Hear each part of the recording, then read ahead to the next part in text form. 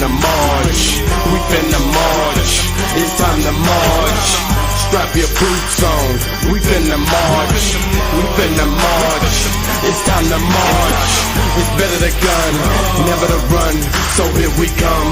So here we come. To sever the lung. Meticulous to the letter. Ridiculous think you ever get with this lyricist. I really think I'll be feeling this shit forever. Gotta get my shit together, regardless of the weather. And if I think my mental's clever, smoking a swisher sweet on leather, the niggas can't keep me tethered. I'll fuck around, pull the levers. Hot while you niggas wearing sweaters. And they got people in place wherever. I really wanna shake the ladder. Or maybe it makes me smarter. Really it makes me harder. Make me better to praise my daughter. You people gon' check the order. How many wanna be a martyr? How many is getting larger? Any respect the father. Strap your boots on. We finna march. We finna march. It's time to march. Strap your boots on. We finna march. We finna march. It's time to march. Live slide, situation, faces and names. Live slide, catching cases, chasing them games. Why you gotta kill for 15 seconds of fame? And why I keep it real but still expecting to change? Why do I feel like redirecting my pain? Smiling while I'm saying to myself I'm insane. Hating for your health, you can't help but be lame. Obsessed with the wealth and it's melting your brain. I done heard them discussions about cases and planes, and I done seen repercussions. I ain't touching the game. Choose the pictures you like. We just making the frame. You can have a light, but we taking the flame. Strap your boots on. We finna march. We finna march. It's time to march. Strap your boots on. We finna march. We finna march. It's time to march. It's better to gun, never to run. Either way, bow to the righteous ones. I'm a soldier, dressed in fatigue, until up my boots, ain't scared of no one. Ready for war, even if I'm sleep. Waking up, busting these niggas on sight. I'm shining like a motherfucker, even the blind can see the light. Y'all think I'm ready, but we come with the heat that make y'all do it again. Remain the same as we keep it real. The format bitch niggas could never win. And I'm always ready to attack, making sure that you ain't coming back. Even these bitches don't get no slag when these boots are fucking black. Nickel.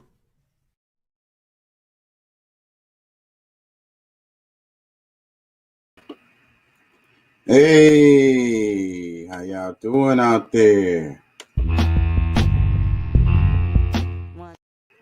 Remember, we want you to be an activist. How you feel? How you feel today? Feel good? Feel good? Feel good? How you feel is important. It's all about how you feel. You create, you're a creator. Your creation comes from the spoken word, mixed with the intention. The intention is propelled by your emotion.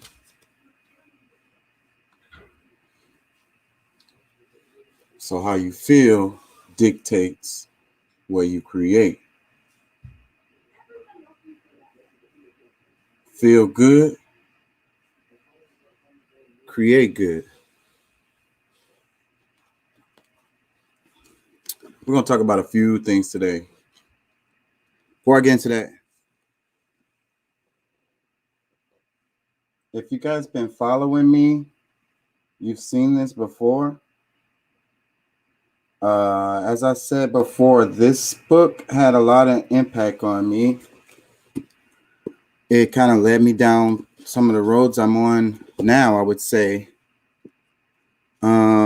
I think before I was studying anthropology, I was already studying anthropology.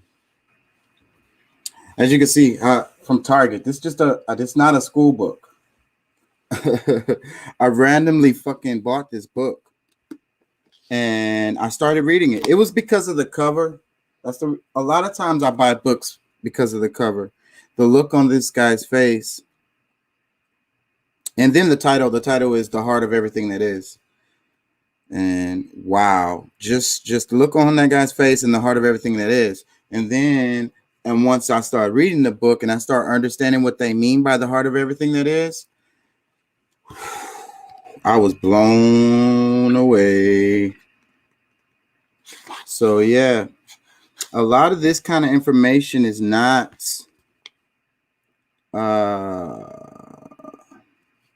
easily found. Buried is a good word. Can y'all see that?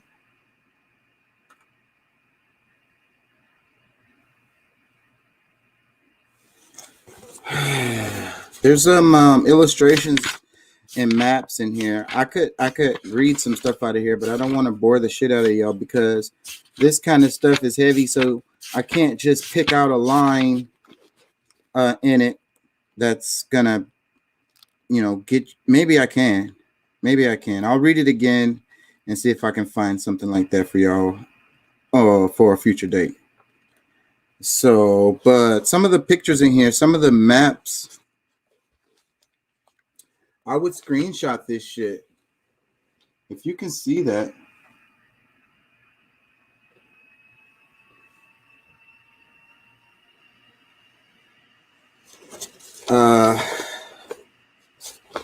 Yeah, I would screenshot that shit. Because like I say, you can't find this stuff everywhere.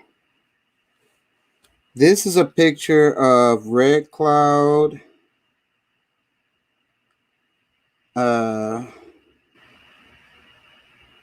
Little Wolf. These are real pictures. Let's see. Can y'all see that?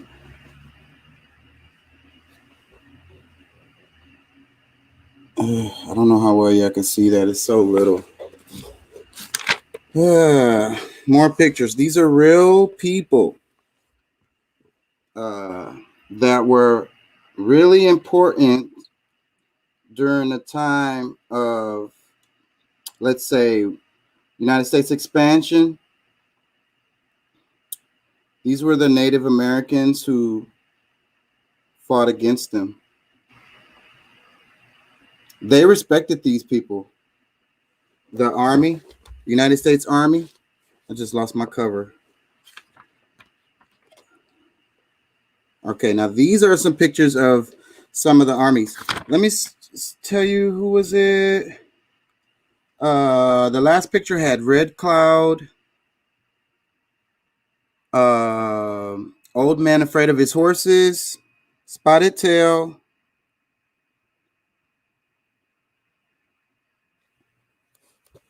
this next one is going to have Colonel Henry Carrington, Margaret Carrington, General William T. What's his name? Tecumseh, and John Bozeman. These are also important people during that time when the, westward expansion was happening. However you want to call that, without being too political. More pictures. I'm just going to flip through them. It's just not that many. I really, if y'all can see this stuff, like I say, I would screenshot it. Go back and watch this again. Damn it, I'm losing pages.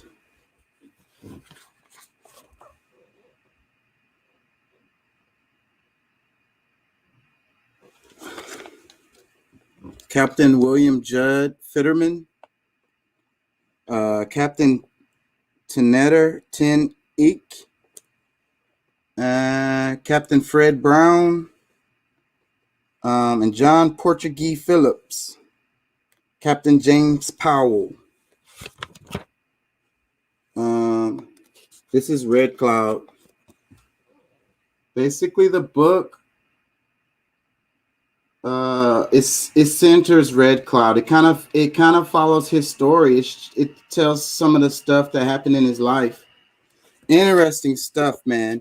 And then what's cool about that is a narrative. It's telling you how things happened, but not explaining like the whole, like, you know, like, I mean, it is explaining what's going on, but it's the way it's written, you kind of know what's going on by the things that are happening.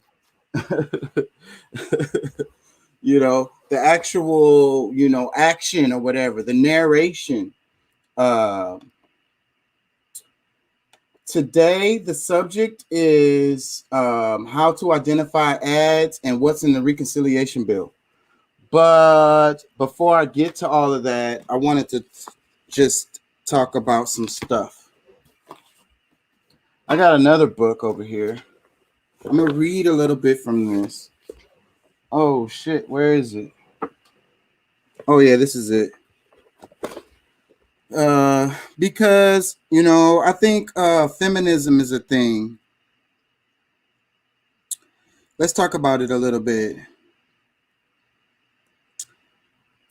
This is a school book.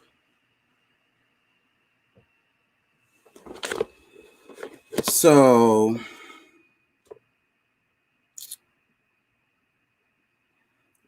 women may develop a feminist consciousness as a result of their experiences with sexism in the revolutionary struggles or mass social movements.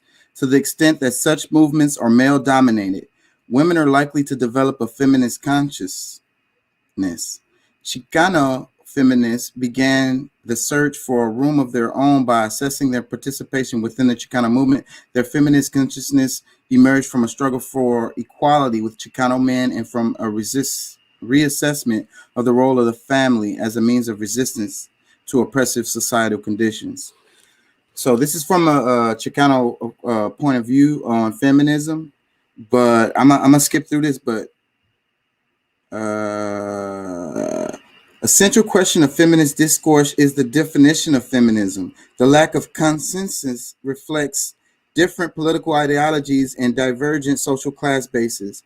In the United States, Chicano feminists share the task of defining their ideology and movement with white, black, and Asian American feminists. Like black and Asian American feminists, Chicano feminists struggle to gain social equality and end sexist and racist oppression. Like them, Chicano feminists recognized that the nature of social inequality for women of color was multidimensional. Like black and Asian American feminists, Chicano feminists struggled to gain equal status in a male-dominated nationalist movement and also in American society. To them, feminist represented a movement to end sexist oppression within the broader social protest movement. Again, like black and Asian American feminists, Chicano feminists fought for social equality in the 1970s. They understood that the movement needed to go beyond women's rights and include the men of the group who also face racial subordination. Chicanos believe that feminists involve more than the analysis of gender because as a woman of color, they were affected by both race and class in their everyday lives. Thus, Chicano feminists as a social movement to improve the position of Chicanas in American society represented a struggle that was both nationalist and feminist.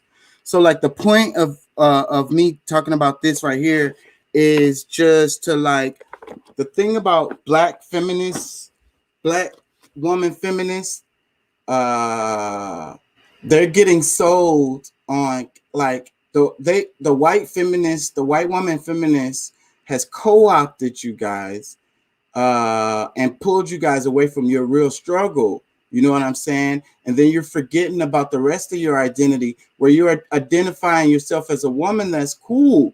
But you can't don't forget that if you're a woman of color, that you're a woman of color. You know what I'm saying? Because that dimension affects how your things happen in your life and, you know, where your actual struggle is. And they talked about co-opting the man into your feminine struggle to help you with it because they have similar goals. So I think that's what's getting lost with that, because right now on social media, I see a lot. The feminist movement is strong as hell. Me Too is strong as hell, but that's okay. The guys that are sexually abusing women need to be held accountable. But women need to understand that they can't do this alone. So, you know, even if they want to push for feminist issues, they need men to help them with that. What up? What up, man? Can you hear me? Yeah. How you feeling, man? Yeah, so I'm feeling good, bro. You know, a couple of unsuccessful dates, but I'm still here. Oh, damn. This is about to be interesting. What's up, Pat? All right, man. I'm going to keep it. What's the Oh, deal? what's up, man? Not a whole So bunch, man.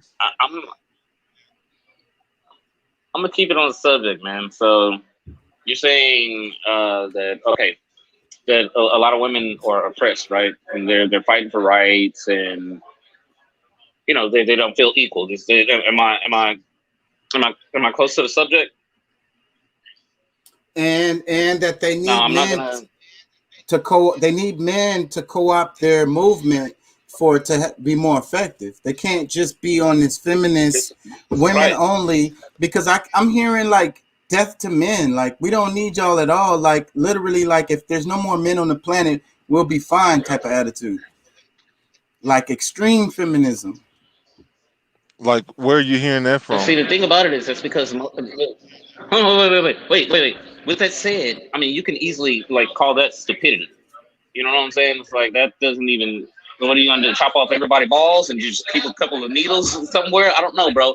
That's not logical. That's not logical. So the battle continues from there. I just had to put that there because, like, dude, even if they do say that, that don't matter. It doesn't matter. You remember the last video when I said, dude, there's a certain part that a woman will never touch, ever, ever. You just But can't touch it. they You might can't be touch it. willing You'll to never feel it.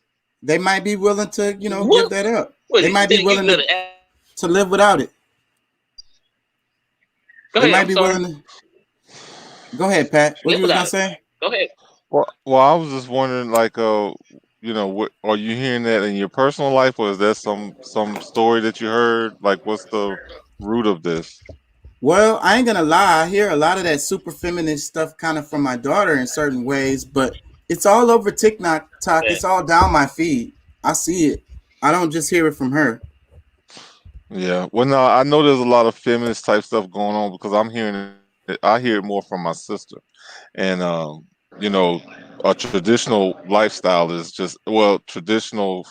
I won't say lifestyle, but as far as like with you know male female roles, I think everybody's seeing a way to be, I guess have more power.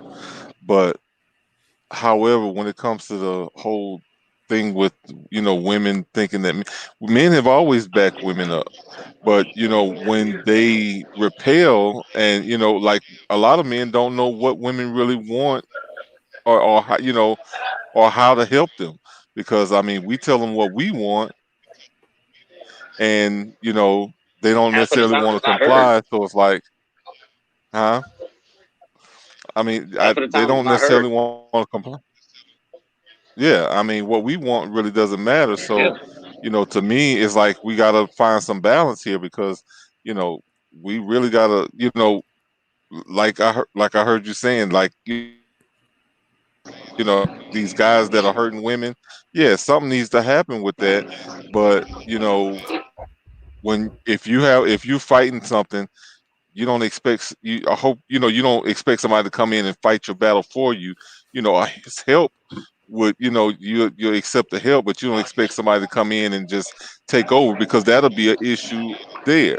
Because like, even shoot, when I was married, my wife come in and start talking about issues they having at work and this, that, and the other. You start suggesting certain things that will resolve it, but then it's like, well, I just wanted you to listen. It's a problem with everything. You know what I'm saying? So I really don't know. Maybe they can tell us what they need, and I mean, most guys that's what our job is, to try to protect and you know give provision and things like that. But it's so confusing these days. Like, I mean, I wouldn't know where to begin personally. I think we all feel like that. And I feel like the straight men are losing right now. Straight masculine men overall are losing. Well, yeah. Um, Uh, I guess it depends on what you well, consider losing. yeah, yeah, exactly. You gotta look at it in a certain aspect because there's a lot of cats that are winning. You know what I'm saying? Like, I honestly, I think men are winning. I mean, at least the guys that I know. I mean, guys are winning, and a lot of women. I think with a lot of the false like narratives that they have don't hey, really bro, I see that, add Chopper. up. Well, What? yeah, I mean, I see a lot of false narrative, and especially like the way they actually see us. I'm talking mostly about black women. And Um, that's where I say we're Mm. losing in the well, household. Oh Our yeah, children on that, are, most definitely, most the black definitely. woman is disrespected, and she's also disrespecting us. She's it's the and then but she bigs up her gay friend. All of them have a gay friend too that they like, like worship and shit. Well, that's kind of stereotypical, don't you think? Like that's still kind of, you can't say that all of them have a freaking gay friend, but what you can yeah. say is stick to your point that we are fucking losing. The black They man is not on the top. He's not top priority right now. I'm Well, sorry. we're Unless losing. you've already look, unless you've already got your six figures and stuff like that, then when I look exactly. around, I don't see that shit. I can be cleanly braided with my best suit on, brand new shoes with the limo, staying outside, But and I'll but still get choosed over. you're Dude, still young. I've been choosed You're over for. I know I'm still young, you're but you're in your I've 30s, had right? women go and mess with a dude that stays with his mama, and they got both of them got this dude's mom taking care of him. This grown ass man and grown ass woman, and both of y'all sitting in there in his mama's house, and that's cool. And it's cool because she says that it's cool, and then it runs around the masses. It's like, oh shit, I've seen it several times. Fuck that, dude. Like, you out of your fucking mind. No, the hell I look, dude. Well, What you I know look like what? hanging out at my mom's house, bringing my girl's house, and sleeping in my mom's guest bed, talking about, oh yeah, we home now. No. The way I've been seeing that So it's is been that a lot stressed of women somehow. that do I don't know. a lot of the women that do want to go along with the, quote unquote Ray Rays and Pookies and the ones that's not doing anything for themselves is because they don't want to level up. Like women have more problems than they want to admit. And, anybody that tries to tell them, they want to ignore it. You know, some of them claim to be going to get, counseling and things like that, but it's not working. For the most part, a lot of them really are not doing the work to be better human beings, let alone being, good Yeah, wives and yeah. I That and swear. essentially, parents. that's the yeah. I That's what's swear up. you probably hit a nail on the head. I mean, I haven't thought of it that way, but You yeah, it did. seems like they're just lazy as fuck, right? They just don't want to put on no shoes. They don't want to comb their hair, so they just wear a wig. They put on slippers There's and just there's go no outside. accountability. There's no accountability. If you don't have to account for anything, you can do everything. There's no. Yeah. Then you can literally just do anything you want. This is why you got your ass whooped when you were a kid. It's like, nah, bro, these Well, are your actions. see, This is what you're gonna well, receive. If I don't give it to you, then the world's gonna give it to you. if they continue to listen to the media, because I mean they don't realize that we've been at war. Like the public, like media, government. I think they've been trying to split the black family since I'll say at least the 60s, 70s, or whatever, What I've and been it's saying. been working. And they What I've know been saying, by Shaka. attacking women, for them to focus on the women, telling them they're all of this and they're all of that. The women start feeling like, oh, they're better than their counterparts. You know what I'm saying?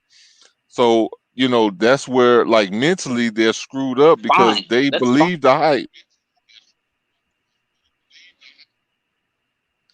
I don't know. I mean, it's just, So what I was trying to say, Pat, eventually, that's fine, man. That's fine. That's fine. You're supposed to treat, like, society ain't supposed to fucking treat your woman like that, and I think that's where where it all went bad. That you know what I've been saying the last goddamn couple of shows. It's like, oh man, fucking tell the truth. You got to be able to absorb the truth in order to see reality. You know what I'm saying? It's like, no, bro. If somebody don't fucking like it, personal accountability and also somebody's truthful opinion. That's value, bro. That's value. If you don't like me, then tell me you don't like me. I find value in that. Like for real. I find a hell of a lot of value in that. If you don't like me, dude, I can not waste my time with you. I can continue on I can continue on with my I always, but as a whole, I've always been a truth in our country, they don't have that. So that's the thing. They don't have it. But I mean, women are different. Women are different. Keep in mind, They want to sugarcoat it. We're not talking about race. We're not talking about race right now. We're not talking about race right now at all. At all. We're talking about men in general. You go shaming, dude, you'll have anybody come down. It's like, it's just like, oh, you lost that. So, no. Like, you can't tell me that's the root of the damn problem. So if men are losing, that's why. Because y'all started, and I did say y'all, because I wasn't raised like that. Well, unfortunately, that guy probably, I don't know, bro. I don't know how to break it down. But I wasn't raised like that. No, bro, why should I appreciate you for heating up my food and using my electricity, using my damn water, and having to drive you around and shit like that? No, bro, I can get what quote unquote what would you know what I'm saying? What all men want, I can get that shit for free and not have to do a goddamn thing. Like, goodbye. It's very easy, and I don't really have to do any manipulating for it. So the damn thing about it is, it's like, no. So the masses don't matter, bro. Like I said, it only matters if you're telling the truth. It only matters if you're telling the truth, bro. If you're telling the truth, then you're good. If that shit ain't truthful, I can't line up with it. I can't fucking line up with it. That's your life. Well, but true. Men are usually, that's your fucking life. For the most part, men you can say the sky is green, and your stupid ass friends are gonna say the sky is green as well. That's how bad. Yeah. But that's the thing. They need everything to be sugarcoated. And, I might try to find a different way to say it so it's not so harsh. But at the same time, they're not really ready for the truth. Pat, I got you. Yeah. They don't want the truth. Me personally, this fantasy, I understand. The lies, all that stuff is good for them. You think so? I mean, that's how they feel. What it looks. That's what it looks like. That's how they feel. That's definitely how they feel. Whether it's actually good for them is another. I mean, it's not story. Good. It's not good for them, but that's what they prefer. They'll rather try to put a Band-Aid on a bullet wound instead of going and get some stitches. Like they'll take the easy way. Long way. No, they want to take the long way because it's really the long way. Yeah. Like they're trying to do the easy. No, it's not the long way. It's the moment, bro. It's the moment. I'm sure of that. It's the moment. It's the moment. Whatever's good for this moment, it's good. There are no plannings. There are no the rest of the shit is cool. We're not in those goddamn plans. That's the same thing I'm saying. I swear to God, it's not. Oh, you don't. Like I said, we dropped Big Mama a hell of a long time ago. Nobody has a Big Mama. Nobody follows their goddamn grandmother. Nobody does that shit anymore.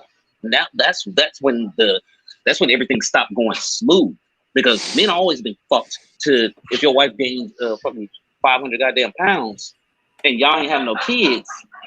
It's like, oh yeah, I still love her and shit like that. I'm like, oh man, you just sat around here, ate all my goddamn food, and gained 500 fucking pounds. It's like, oh, how'd that happen? We don't have any kids. How the fuck did it happen? No, it just don't work that way. I'm sorry. That's overconsumption. That's what it is. It is gluttony. So I get know, that. Bro. It's over fucking consumption. I've seen it. I've been through it. Sorry, y'all. No, fuck that. No, why do I have to deal with this? Yeah, so I just came in with that because I was reading some shit, and And it just kind of struck me, and I just barely wanted to touch on it, but I didn't want to talk about that all day. I wanted to There talk was some. about. Well, look, Go ahead. well, hold on. There was. Yeah. I just saw this little story about some chick from ESPN, uh, something Steel or whatever about black men only, like they chasing only white women these days and this, that, and the other.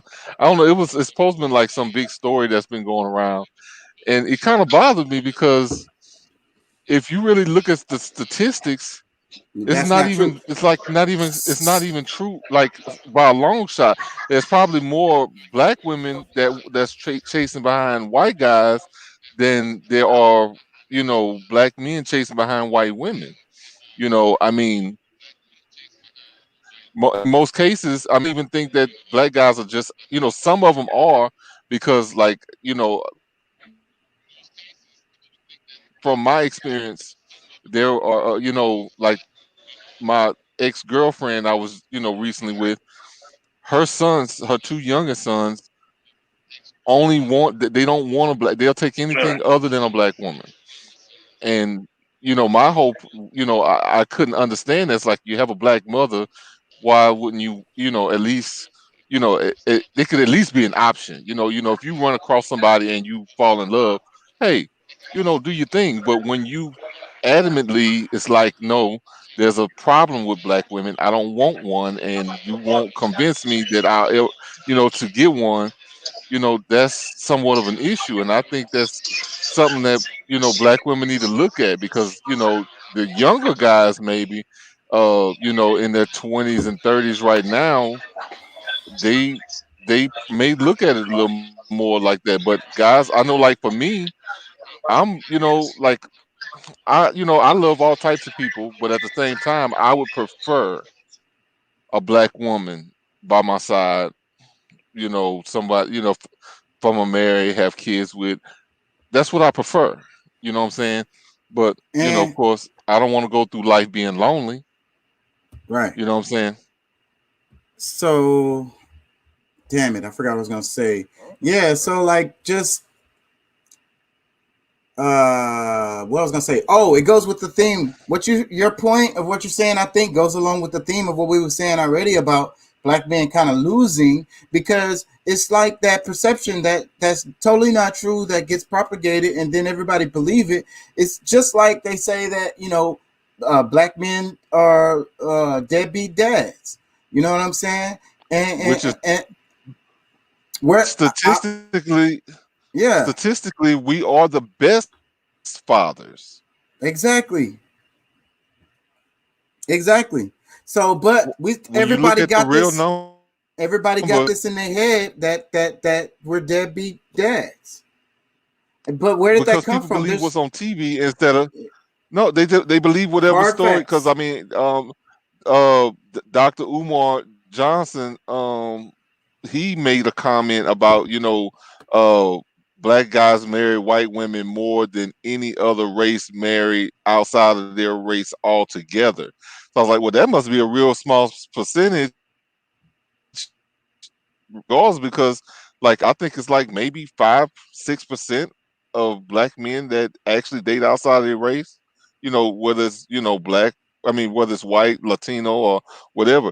It's I don't think it's more than 6%. So there's 94% of men that's actually seeking black women. That's I mean that's what it sounds like to me. You know what I'm Yeah, saying? and without even Even if seeing, it was up,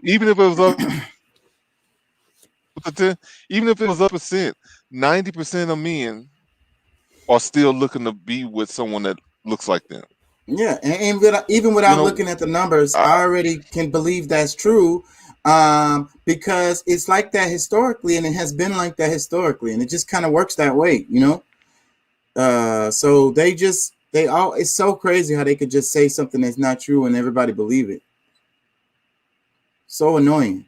yeah, So and let I me believe black men are more loyal to you.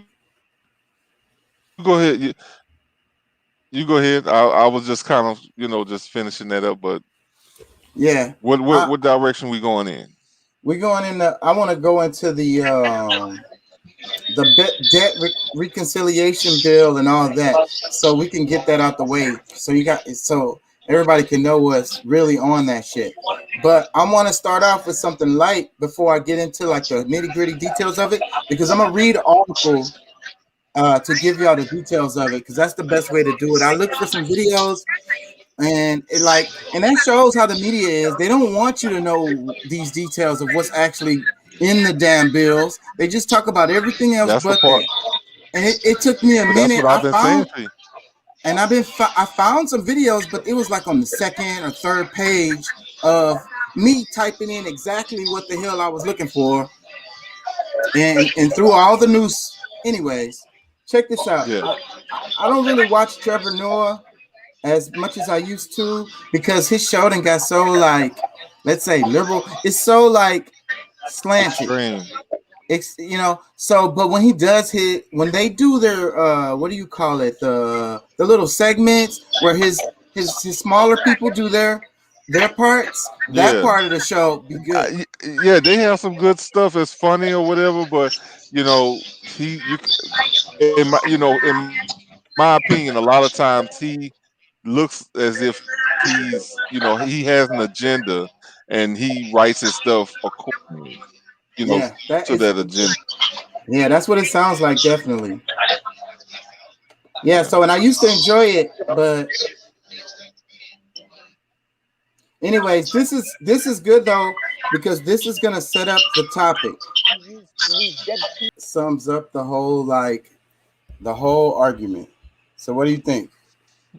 Yeah, I ride the middle most times, man, because I mean, you know, as far as, but when it comes down to it, I really, like to know what it is that they're actually, because I mean, if We're they're finna not, get into it.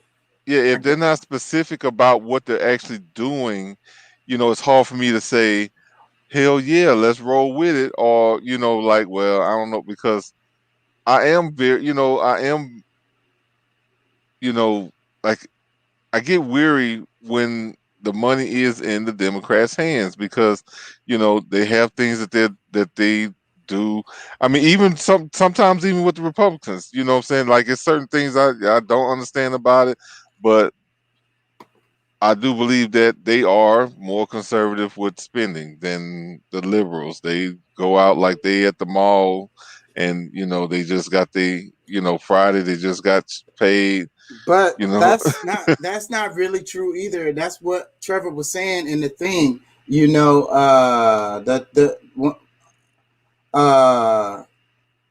me text him back. That's what he was saying in the thing. The Republicans, when they were running the show, they spent a whole bunch of money. When Trump was in there, they spent a shit ton of money. on what? You don't remember the tax, whatever it was called the Trump tax, whatever the hell. I don't remember what the hell it was called. They changed the whole tax code and shit, and then they But gave a that whole bunch of money to. They literally gave a bunch of money to the damn corporations. That's what it was. The legislation was that. Okay. I They, don't know. I have to go back and look at that as well, because at the time, I don't know if I think at the time I was kind of looking at, but I just don't remember what it all was about. because you have to understand, those taxes are money revenues that the government had already like planned to receive, so that they could pay for whatever whatever programs. Hmm. And when they change the tax code like that, it's like dipping into the money out of the government to give to big corporations and people who have a whole bunch of money. Yeah. Well, because it's kind of a catch-22. Because I mean, corporations do need to have some incentives, because I mean, that's how we lost a lot of the manufacturing jobs years back, was because of the certain the way they had it structured, because they were trying to get, you know, them to pay more in taxes, but then it's like, well, they can go get the same job done, or, you know, for way less money, so they don't stay here in America. So that kind of messes with us. So I know, like, they have to give some sort of incentive in order, you know, for people who do create jobs, and, you know, so that's one part of it. But then, you know, at the same time, you know, have to subsidize for the pay for the actual workers that work for them, and it, you know, so it's like I said, And I think that's the part that a lot of people don't understand, because that's the numbers you're not going to find in a report. You know what I'm saying? The numbers of the people who have a job, even two jobs, like Trevor was saying, and then they still rely on social programs like food stamps or whatever. And they qualify for this shit and they're getting it. So, but you have to understand that that's coming from the government, right? That's your taxes that's paying for them to go get their groceries every month. mm-hmm. And also, these people have jobs. The companies are not paying them enough to have enough food to eat. So now the All pay American bills. and so the American public subsidize them without even wanting to. We're helping the corporations pay their employees with our tax dollars.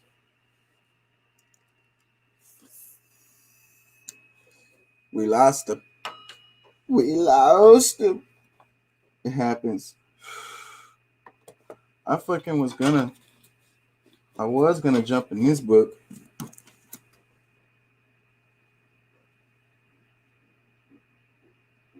This is a school book too. So I have a lot of y'all about what book it is.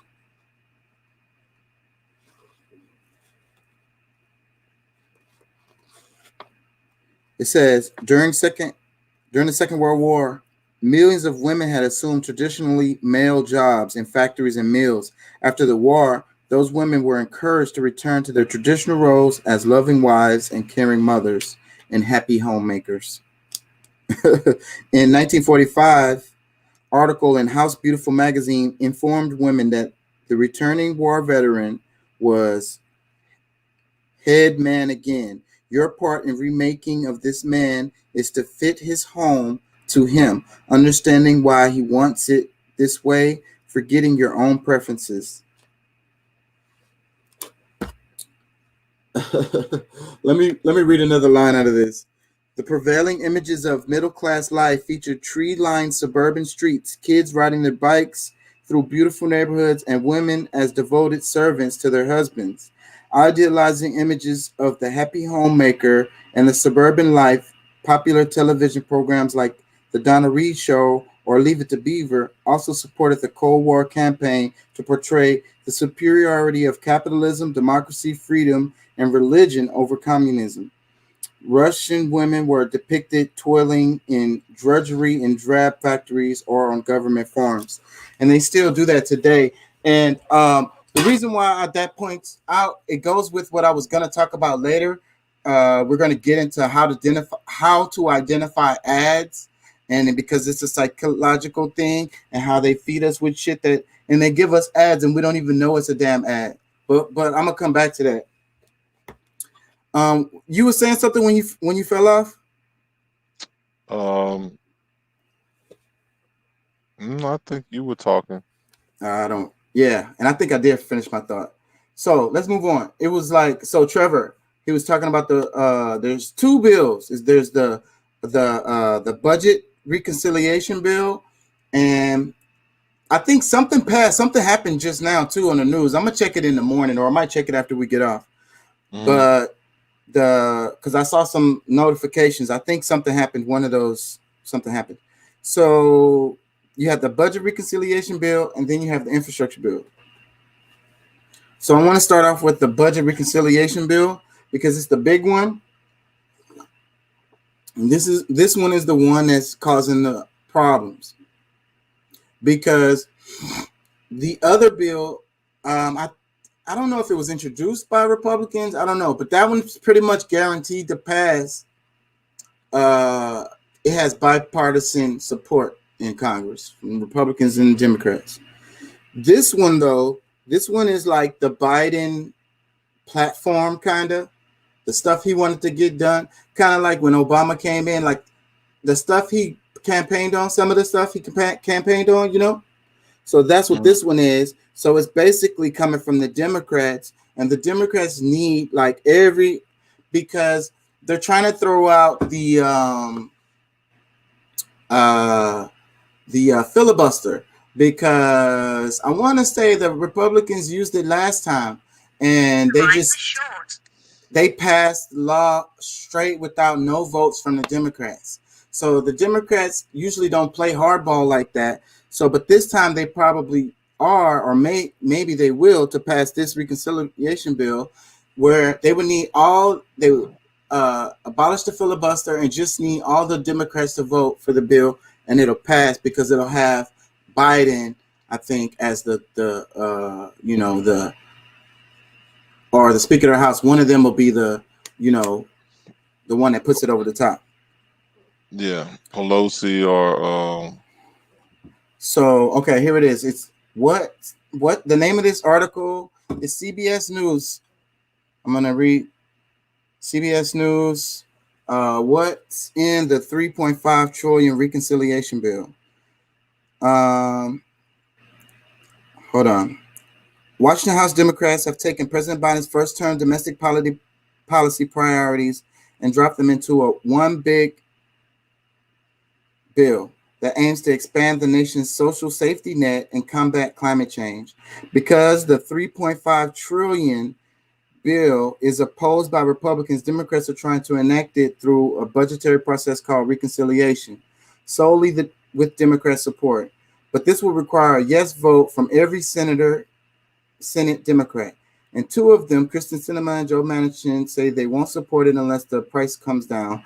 Manchin issued a statement Wednesday that reiterating the desire for the strategic pause in legislation, insisting the country should be spending trillions of dollars now. So it's called the 10-year Build Back Better Act. And it will fund everything from free community college, expanded Medicare, and it says, here are some of the major items in the bill. 2 years of community college. The legislation provides 2 years of free community college for all students, regardless of family income. It's anticipated to cost $108 billion. The bill would also add $80 billion in funding for Pell Grants, which Democrats say hasn't kept pace with the increasing cost of college. Child care and universal pre-K. Every family that applies shall be offered child care assistance for children ages 0 to 5, and all the plan allocated roughly $450 billion to lower the cost of child care and provide 2 years of universal pre-K for 3 and 4-year-olds, according to the House Education and Labor Committee. The panel estimated that this proposal would keep the cost of child care at or below 7% of most families' income. You got Medicare Expansion. This heavily debated provision would expand Medicare to include coverage of dental, hearing, and vision services. Manchin believes the program's solvency should be addressed for it is expanded. He said, we need to stabilize it. Extended child tax credit. Democrats expanded the child tax credit for 2021 in their $1.9 trillion COVID-19 relief plan, and now want to extend it through 2025. Under the enhancement, families receive $3,600 per child under the age of 6 and $3,000 per child age 6 to 18. Most families receive monthly payments of either $250 or $300 per child. The full expanded child tax credit is available to individuals making up to $75,000 or married couples making up to $150,000. While Mr. Biden has touted the tax credit's success in lifting children out of poverty, Manchin thinks Democrats' social spending package should impose work requirements for parents who qualify. Another one, cut prescription drug prices. Another key provision in the bill is aimed at helping to slash prescription drug prices. Americans on average pay 2 to 3 times as much as people in other countries for prescription drugs, according to the White House. Among other things, the legislation allows Medicare to negotiate drug prices. Medicare is currently prohibited by law from negotiating for the best deal. Paid family and medical leave. For the first time in history, the U.S. would have comprehensive paid leave covering 12 weeks of paid family and medical leave. The legislation will replace at least 2/3 of earnings up to $4,000 per month, while the lowest paid worker will receive 80% of their income. The White House has previously estimated the plan will cost $225 billion over the next 10 years. Climate change. Combating climate change and slowing the rate at which Earth warms will mean transitioning away from fossil fuels, the major source of greenhouse gas emissions. One provision that Manchin has objected to is the $150 billion Clean Electricity Performance Program, which would pay utility companies that increase their renewable energy supplies by 4% per year. Companies that do not hit this benchmark will face financial penalties.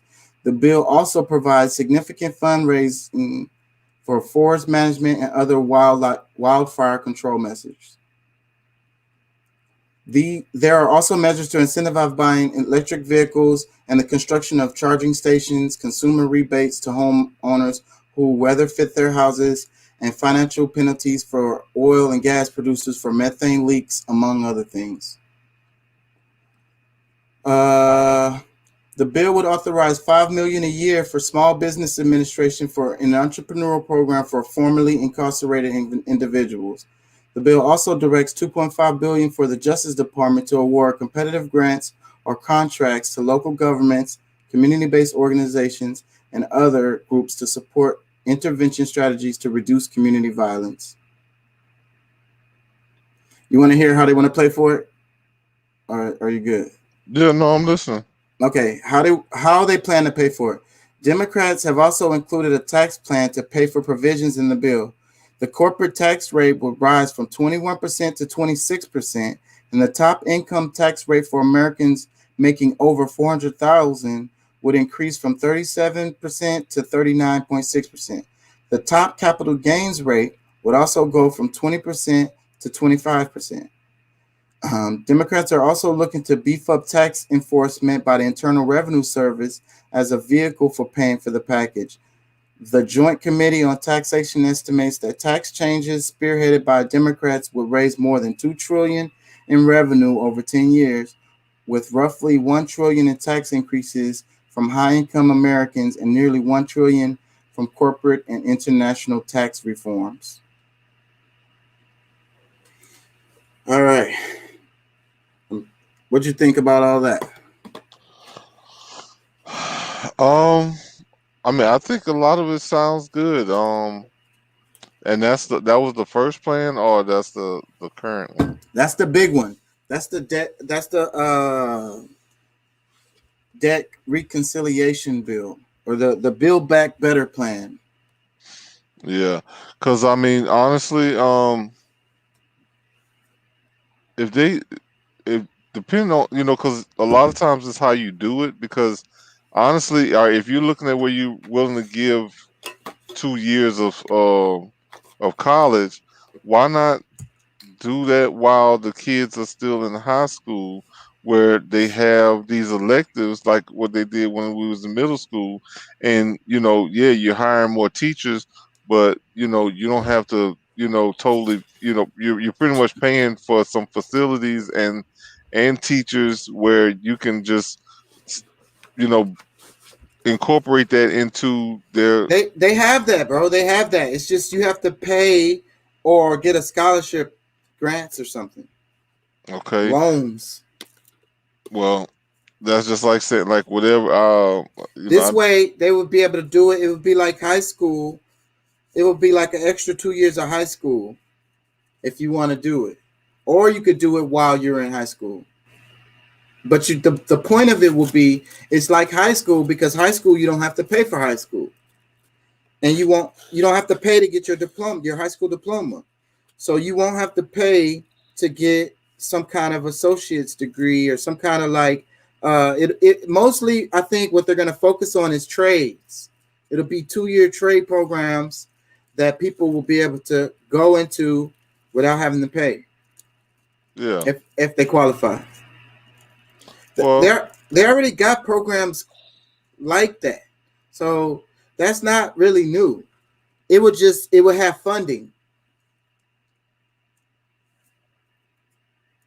well, I mean, I guess, you know, because I mean, there's a lot of kids. I mean, they're not really gonna do the whole, regular college, university type thing. But we all, everybody needs some form of trade, something, to be able to do so. I mean, I'm game for that. That's not a problem. Um, what was the one that I don't know. In the beginning of that video, I saw something about pre-K. Like, oh, that's what. Oh yeah, is it just a child tax credit, or is it that's money that they actually giving them month to month to be No, able to? the universal pre-K deal is going to be like if you qualify the daycares can't charge you over 7% of your income. That's how that'll work. So the money that allocated into that program is going to pay those daycares for whatever is the gap in the price. The difference, yeah. I mean, I guess it could work. I don't know. I guess they wouldn't be able to put like full curricular school in the high school. So I guess I mean It's mainly to take pressure off of families and the cost of daycare, and being able to go to work, because a lot of parents can't go to work just because their daycare costs too fucking much and it ain't even worth it. so so the people pretty much paying that difference for the that kid, or for the parents that's And it's really kind of like an extension of, and they do this in almost all the countries. It's an extension of school. It's like they start in school earlier. Yeah. Because I mean, the way it is now, you can't put your kid into school until what? They're 6 or whatever it is, 5 or 6. yeah. And before that, while you go to work, you got to take your kid to some kind of daycare, babysitter, or whatever. School works as a free babysitter for a lot of parents, at least during the day while they can go to work. Yeah. No, I mean, I get it. I mean,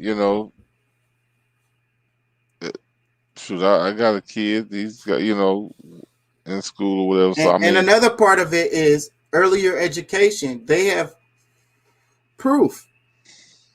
Kids that start learning earlier, whatever the hell, it's they really do common better. sense. It's really Well, common sense. yeah, it does. Yeah, I mean, But it a lot really of is. a lot of parents don't really teach their kids at home, and they don't really start learning anything until they start going to school. So, what Well, else you think about? I've never really been against the whole school thing, because I mean, there's money to do a lot of those things. Because I guess my biggest gripe is that, okay, like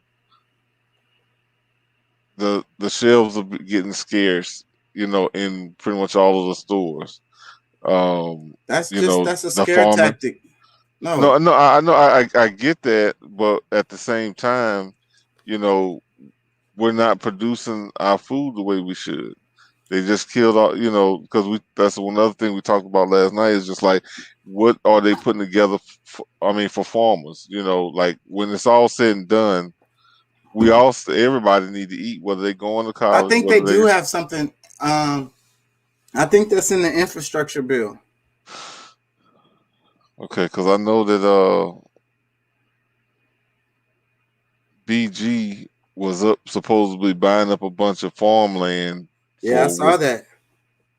I saw that. I saw that. And I think that that's something. That is something to pay attention to. Because that's why we can't have these few people with all this fucking money. Because they could do whatever the hell they want to, man. It's too much power. As far as like buying up all the farmland and shit. Like what the hell, man? I mean, he wanna own everything, bro. He wanna own all He, our food. He wanna own all our food, bro. he wants to be able to, put whatever he wants in our body. Like, oh, they don't want to go get the shot. Oh, I'll fix them. Maybe he buying it for his food to raise food for him and his family and shit. Like, man, we're not eating. We only eat from my farms. Yeah. You never know, but that's what the thing is, though. No, I mean, because if that's the case, like wherever he lives at now, I'm sure he's got, shit, 50 or 100 acres where he lives, that if he wanted fresh vegetables and stuff, he could have it, Yeah, I shoot, ain't think about that. Yeah, I ain't think about he that. can take just an acre of that or 2 acres of that to Uh, feed his family. and I'm sure guys like him probably already had something like set He's up and like he's that. got a garden. He pays a gardener. He Pro- would pay a gardener to take care of all of this stuff for him. Probably, but when he was a little kid, he probably before his parents probably already had some shit set up for him. They be on it. So yeah, I didn't think Yeah. about it like that. Yeah. So I So mean, it's not it's more to have control, because I mean, it's already a problem that we don't grow any of our own personal food, and we're relying on scary. That's the government and scariest corporations. subject. That's why I be kind of dodging it, man. Because the scariest subject is Monsanto, Bayer, those But seeds, that's kind of what we're setting the ourselves up for. genetically modified food. Yeah. It's the because I'm talking about the fruits and vegetables, because Yeah. the you can avoid the meat. It's easy to avoid that meat and just be like, fuck it, I ain't gonna eat that shit. But Well, yeah. damn, You you have to have the vegetables and fruits and stuff like that. right. And then which ones? Is it the organic ones? Like, wait a minute. Are And I think that's a scam there too. I mean, the whole idea about it being organic, because I mean, that all that just means that it was grown naturally. Okay, yeah, that's what's supposed to, that's what it's supposed to like, what be. other way would you growing it? Yeah, uh, What's not organic? yeah, man. Maybe I'm too much of a conspiracy theorist to, just give up my, to really just trust them like that, like they got our best, you know, like their intentions are good for us, and I just don't believe that they are, and that's on both sides of the bird. It's just Yeah, I just think we have to pay attention, and we got to dig through the details, and that's what they don't want us to do.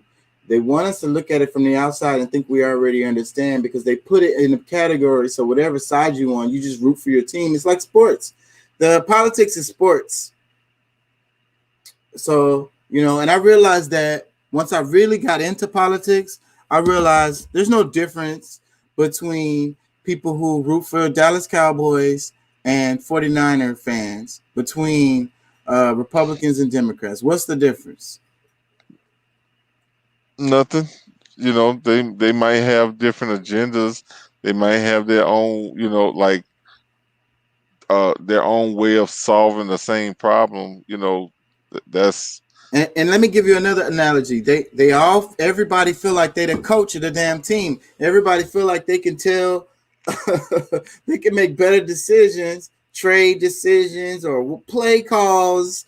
They think yeah, they can do a better job than the coach that's out there who really knows what the fuck he's doing. And they don't even know shit about no damn plays or no damn injuries, and they don't know shit. So it's the same thing with politics. Everybody feels like they know what the hell. You know what I'm saying? And again, they don't know the plays. They haven't read none of the bills or none of nothing. But they think they could do a better job and make better moves. But at the end of the day, they still gonna root for whatever team they came in there to root for. They came into the stadium with the shirt on. They're not finna flip sides, no matter what the details are. Yeah. I mean, they mostly do keep their own stance. What they've always, they, they stick to their agenda. They set a plan, they stick to it. But yeah, we definitely have to be careful of everything that's going on. Everything, So let me read the try not to put you to sleep. I want to, because I said I was gonna cover it. The other part of it is the infrastructure bill. Okay. This article is USA Today. USA Today. Infrastructure bill as it nears a vote in the House. That's the title. Okay, so the House of Representatives may vote on a 1.2 trillion infrastructure bill Thursday, barring any delays from the Capitol Hill politics and fighting. Blah blah blah. I kind of want to get to what it's about. Okay, the infrastructure bill passes Senate, sending Biden's plan for roads, bridges, and broadband to the House. The Infrastructure Investment and Jobs Act would direct $550 billion. See, that's a much smaller number. The other one, let me flip back to it. 3.5 trillion. I think that 500 billion, or what was it, 500 billion or 50 billion? This one is 550 billion. 550 billion. I think that's one of the numbers that Cruz had put out there, as far as, like, it just, a lot of the spending just isn't really necessary. And for some, I mean, I'm sure it is. And that's, I mean, I think that's a part of our problems too, is that in a lot of cases, people who do, who are comfortable, they, of course, a lot of them see the world differently because of how they were able to get their money, but you can't forget about those others who are not.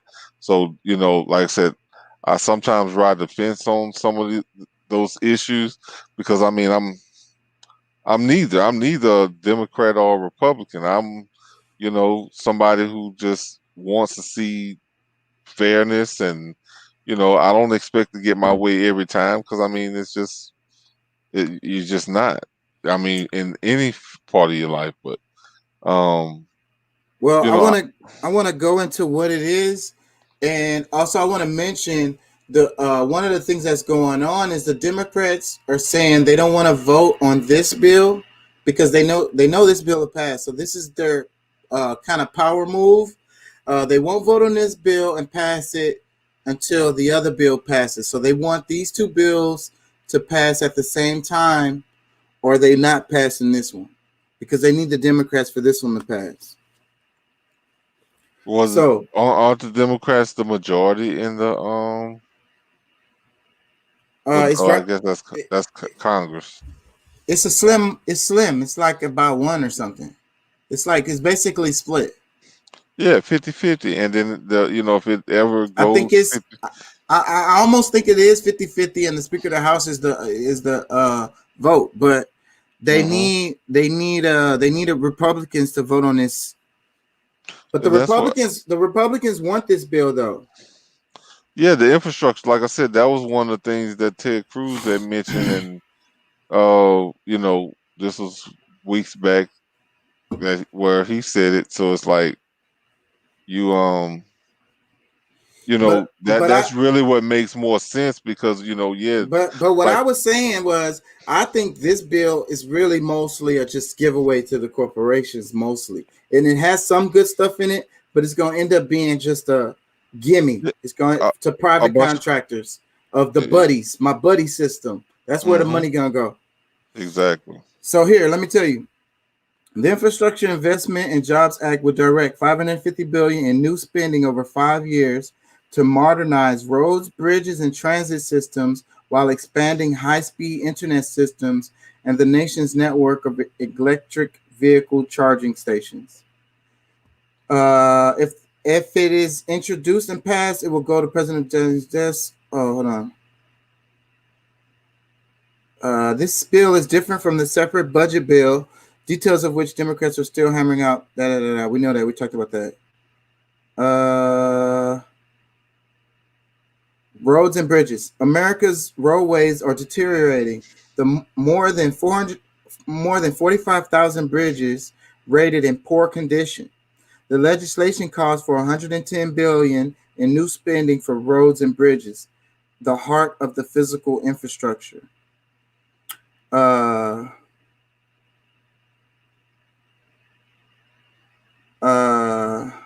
According to the White House fact sheet, legislation includes $40 billion for bridge repair, replacement, and rehabilitation.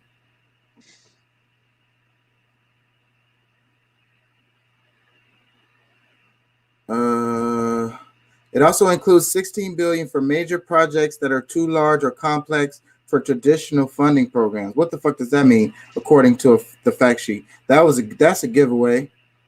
It would also invest $1 billion toward reconnecting communities divided by interstates, which are historically disproportionately black neighborhoods. The bill dedicated $65 billion toward expanding broadband internet access, an issue that has been accentuated by the COVID-19 pandemic, as social distancing restricted forced businesses, schools, and governments to conduct day-to-day functions online. The White House estimates that as many as 40 million Americans lack access to broadband.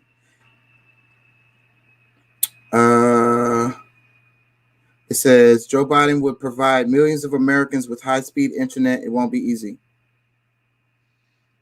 Biden had originally sought to devote $100 billion to address broadband, but the infrastructure agreement cut that nearly in half. The bill will lower internet service prices by requiring the federal funding recipients offer more affordable plans. It would also create price transparency, and in areas where providers aren't currently providing adequate service, seek to boost competition.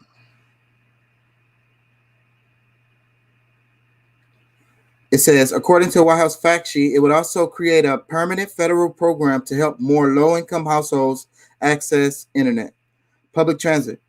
The infrastructure package includes $39 billion to modernize public transit, seeking to upgrade public rail and other means of transport.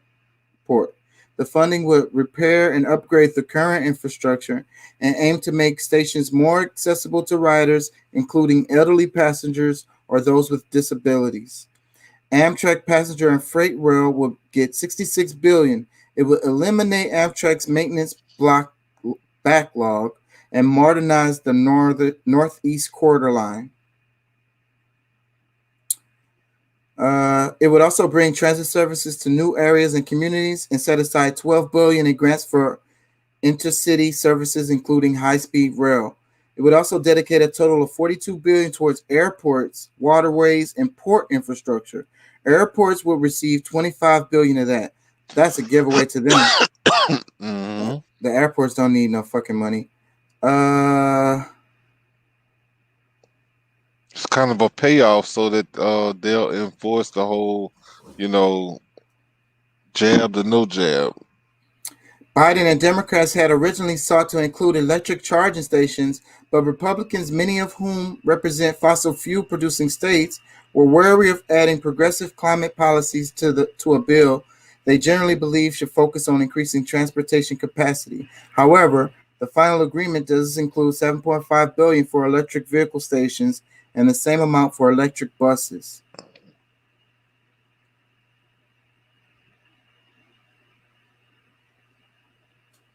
They have touted. Go ahead. No, I was gonna say I do want to see a rail system. All the other countries are way ahead of us in that. But we love our fucking cars here. So I don't know if it's that or if we just really got the the oil and gas companies just got us really just so brainwashed, because every damn, and it just makes sense. Look at New York, right? It's kind of like a futuristic city. We have a rail here in Houston. it should be better. It should be improved. It should go further to more places. Yeah. And that's definitely true. But I mean, the high speed rail that I heard about was supposed to run from Atlanta to Dallas. Exactly, man. We should have they should be zigzagging all over the country.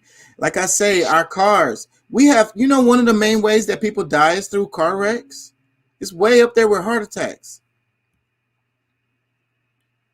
We, if we're riding, the trains are much safer.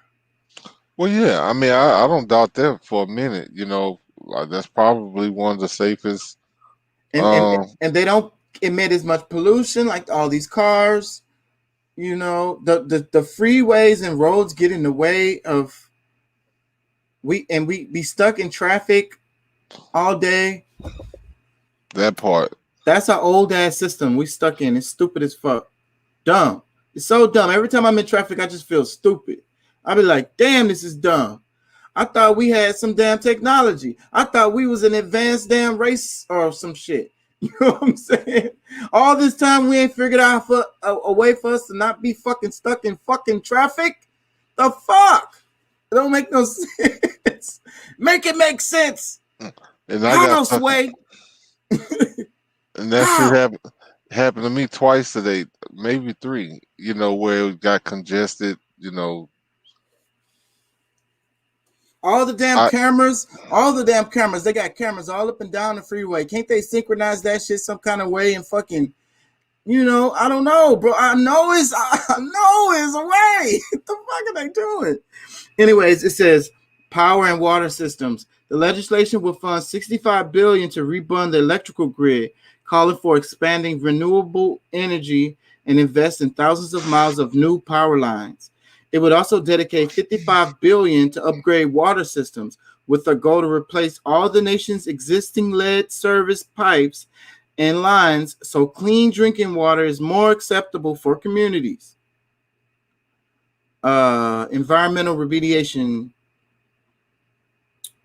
The bill would invest $21 billion in environmental remediation that would address legal pollution, according to the fact sheet. It includes funding to clean up Superfund and brownfield sites, reclaim abandoned mine lands, and more. Mine lands? Do we have land mines? Is that what they saying?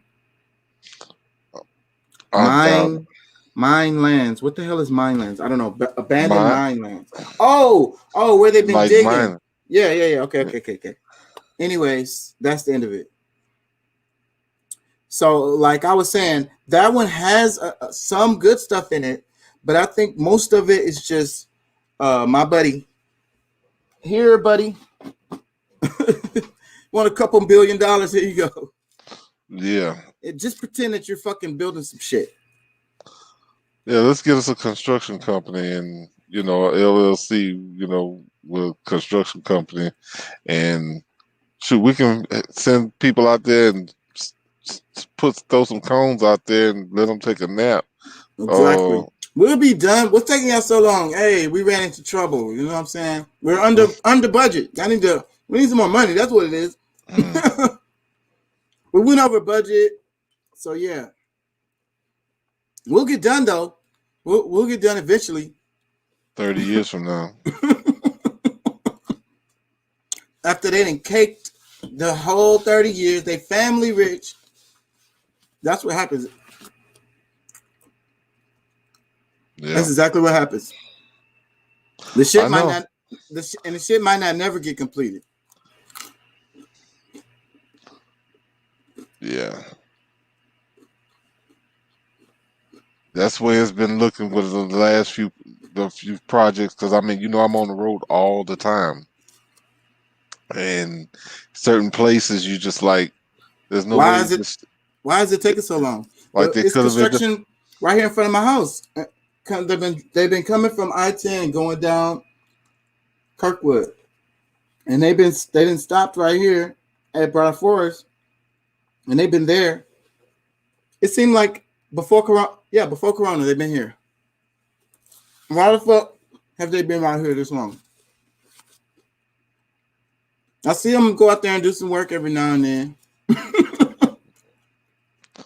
Every now and then, you know, I don't know. I guess it really kind of irritates me because I mean, you see it pretty much in the same condition for weeks and months, and it's like, shit, just pour some damn cement down there and let What's the holdup? What are y'all doing? And look, I watch videos. I watch videos of how they build shit in like China. It's not just China, but other places like India and Japan. They so way more efficient than us, bro. Like when they finna build a bridge or something, like that shit is like done. Once they start, it's done. Yeah. A lot of the big construction companies, they gonna milk it for everything they can get. You know, a lot of them, that's what they be looking for as That's the a American government way. contract. Yeah. Yeah. And that's what I already know. All these independent contractors. If you're an independent contractor and you landed a government contract, you just hit a gold mine. You good. You might be able to retire off of this shit if you do it right. Oh yeah. And it don't even matter what kind of company you have. What business what service you provide, don't even matter. And what I think, I don't know, I was reading something and they were talking about executives, something about like these executives are dumb as fuck. Like a lot of them cheated their way through college. They got the job because their dad or whatever, and they really don't know what the fuck they're doing, even though they're the boss. Completely lost. And Yep. sometimes I think that can explain because some of the stuff some of these companies be doing don't make no fucking sense. Like not even in a profit margin way.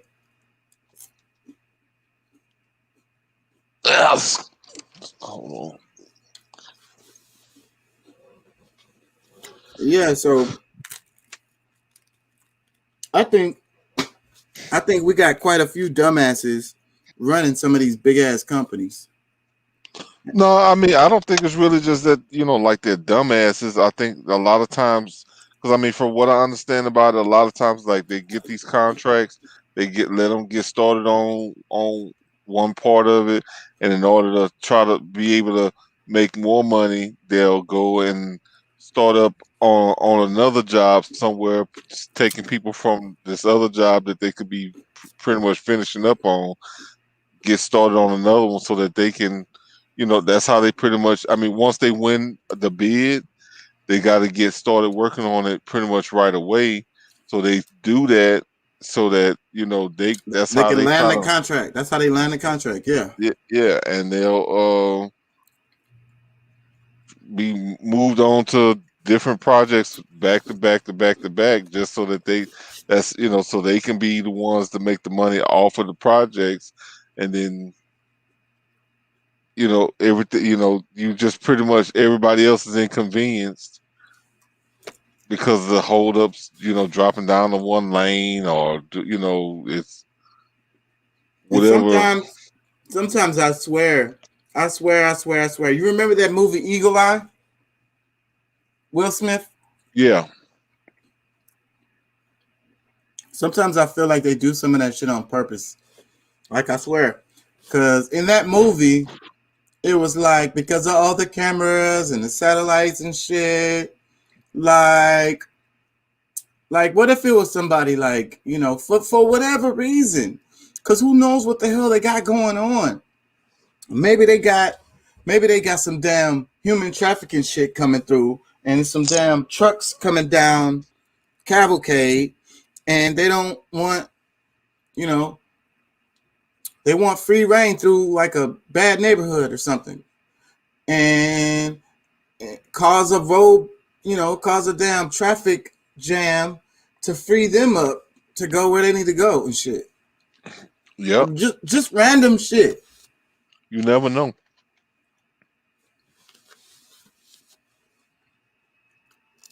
Like any scenario you could think of.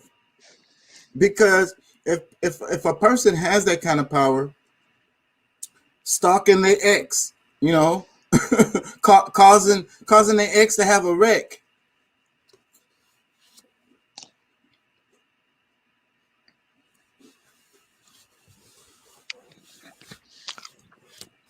That'd be pretty simple, but I just mean it could be as petty as that. Because if someone has that kind of power, oh yeah, they exercise it. What's the point in having the power if you don't use it? but I think it's more used like how they bottle up like Black and Latino neighborhoods. They tend to be closed off somehow, the way the streets are, the way the neighborhoods are and shit. And especially the apartment complex. They're like a fortress. And it's like I was coming from my mom's house, and like in front of her street, there's no speed bumps, but that's in front of her house.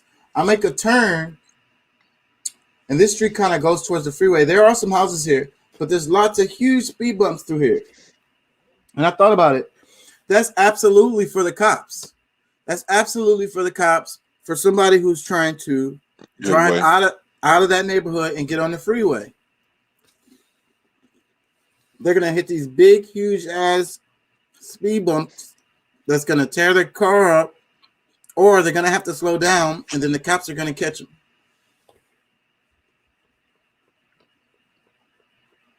Yeah, or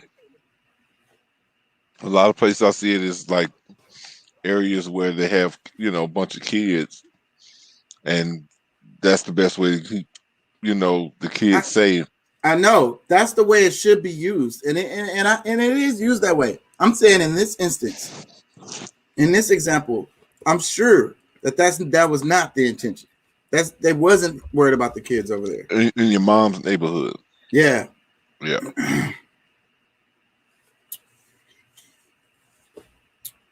Yeah. So, and you know, because it's certain neighborhoods, like historically Black neighborhoods, poorer neighborhoods.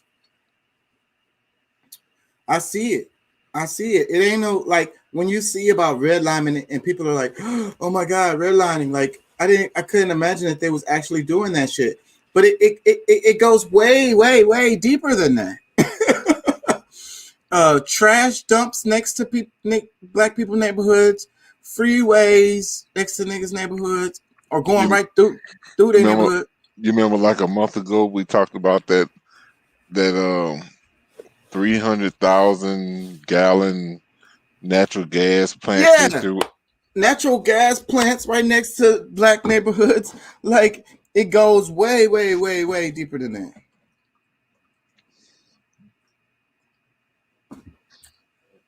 That's why we got to be more involved with what's happening. Those town meetings that they have, for those districts or whatever. The damn as much as I hate the homeowners association, that's some damn meetings you actually need to go to too.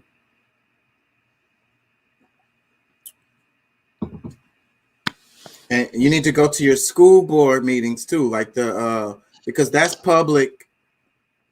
Those people are the student council, like whatever. I'm saying it wrong, but those people are elected. I ain't gonna lie. I wouldn't mind going to one of those school board meetings, especially like where they have those people. Like recently, they've been talking about the whole critical race theory stuff. It's like, what's wrong with just telling real history? Yeah. Like, what's wrong with saying exactly what happened? What problem you have with that? It makes white kids uncomfortable. Well, they make them uncomfortable talking about that. How do you think Black kids feel going through it? How do you think Black kids feel hearing about slavery whenever they hear about their history? When You know, their ancestors are the ones that created everything that they're learning except for history. and Mm, and look, freaking well, not created it, but you know, Dave Chappelle did it again, huh? I Have you? heard about that. So what I like about this is that because since Dave Chappelle kind of came back with the Netflix shows, The clone. my heart skipped a beat. I thought you were serious. Woo! You caught me off Nah. guard. You caught me off guard with that one. Woo! Because people believe that stupid shit. I know, bro. Anyways, since he came back, yes, the clone version of Dave Chappelle, since the clone version came back, the conservatives, the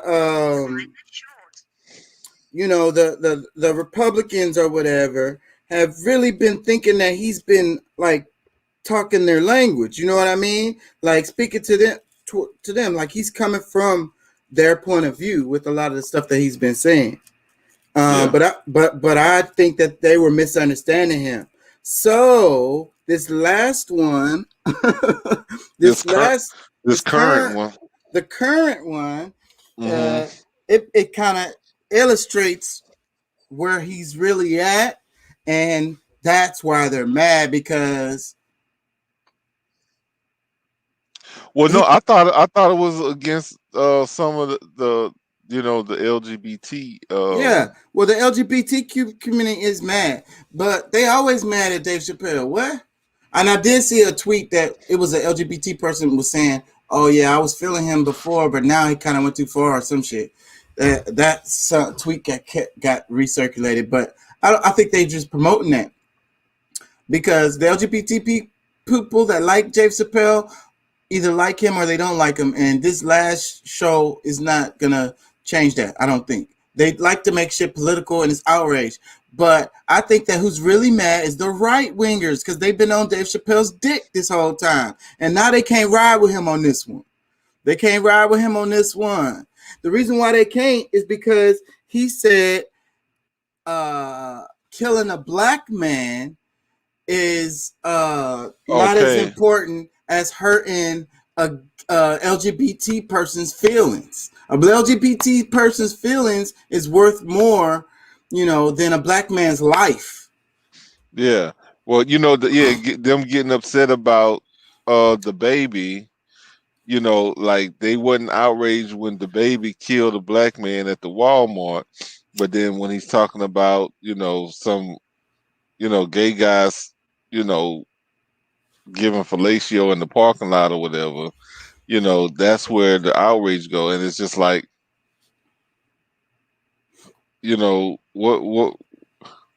what part of the matrix is this? It exposes the racism. You can't. That's the only thing that explains it. That's the only thing that explains it, and it's slapping them in their face. Pow! Take that. Dave Chappelle is a fucking genius, bro. He's a Yeah. fucking genius because it's subtle. He didn't say it. You know what I'm saying? He didn't say it what he was saying. Yeah, I haven't seen it yet, but I heard of I haven't seen. I saw clips. I've seen clips, but it's one specific clip that they're mad about, and that's the clip I saw. I saw that a few times because it keeps going down my timeline. So, and it was the clip about the baby. Well, yeah, but and I think he might even went further because it's just He like did. I saw some other clips. Yeah. He went in on another clip I heard. I mean, I don't want to tell his jokes on here, but he was saying LGBTQ vagina. He said, "Well, it is a vagina, but it's just not the same," or whatever. That was one of his jokes. He went on down the line, kind of like comparing like that, basically saying, you got you're transgender, you got turned into a woman, but You know, They would definitely be mad at me because it's like, look, if you want to dress up like a girl, or even if a girl wants to dress up like a boy or whatever, hey, do your thing. But when you start trying to, feed this whole idea, like, because I mean, people will accept you as a human being, but when you start trying to change, your sex, saying that you're something that you're not, because even especially when it comes to like the what was the Wheaties commercial, dude? Like I forget what year it was, a few years back, he got the Woman of the Year award or whatever. Oh, you talking about Caitlyn Caitlyn, Jenner, yeah, the but Kardashian. yeah, but see, for me, if you got a phallus, or if you've ever had a phallus, because for those who do go and get it removed, if you ever had a phallus, you still have a phallus, you're a guy. No matter what kind of dress up you do, no matter none of that other stuff, even if you get your stuff cut off, to me it's just, I mean, But of like I course say, people I don't think that it's the gay stuff that people are really mad at. I think that it was the subtle, racism. right, the subtle meaning, the subtle meaning of the joke. That's what made them mad. And then that it was true. And that's what slaps them in the face. It's like racism, damn. Like, the media, the public, society as a whole don't give a damn about the life of a black man. But go and disrespect some gay people in public and you are canceled. Go kill a nigga, that's fine. Talk bad about gay people in public? Hell no.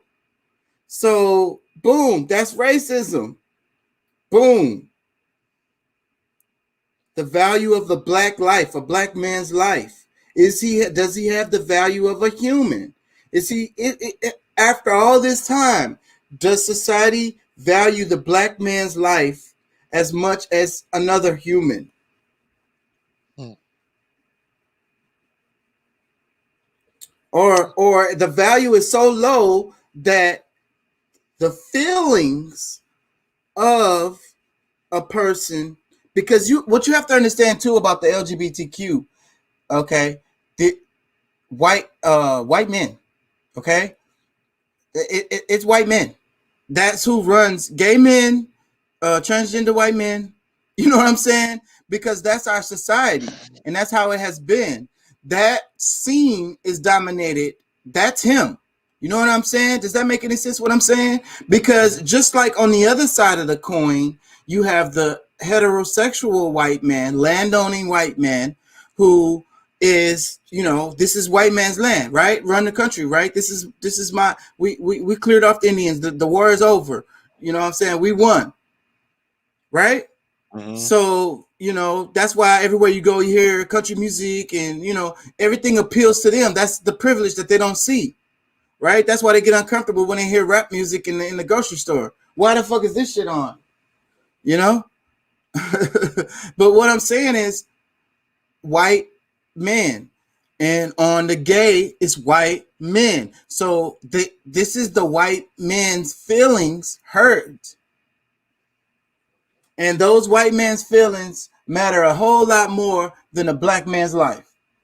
And that's what Dave Chappelle said Mm-hmm. in his joke without saying it. But we heard it. Everybody heard it. And that's the reason why the right wingers, the ones that's been riding with him, can't ride with him no more on this one. They can. I mean, they can and they should. Because I mean, for one, like if you fighting for, I'm talking about the racist ones. You know what I'm saying? well, Even the ones that have this passive racism that they don't even know exists, and they mad about the joke and they don't even really understand why, because it struck them. It strummed them. It shook them. And I love that.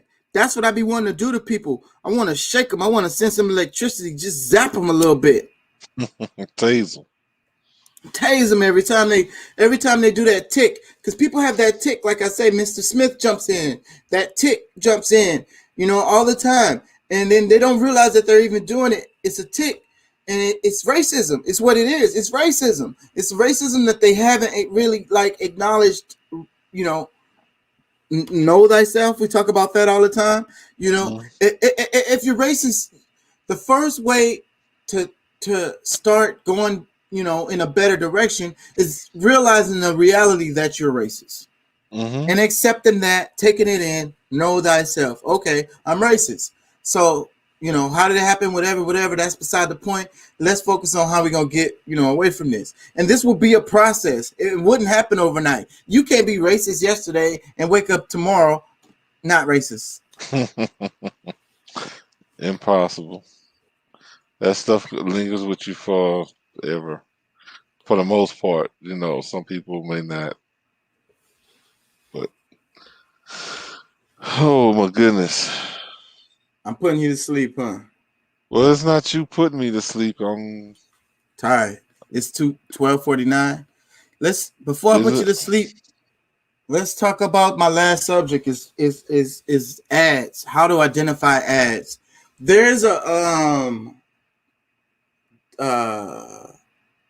fucking, what's the name of that damn show? It's a cartoon. It's South Park. There's a South Park episode that really explains very clearly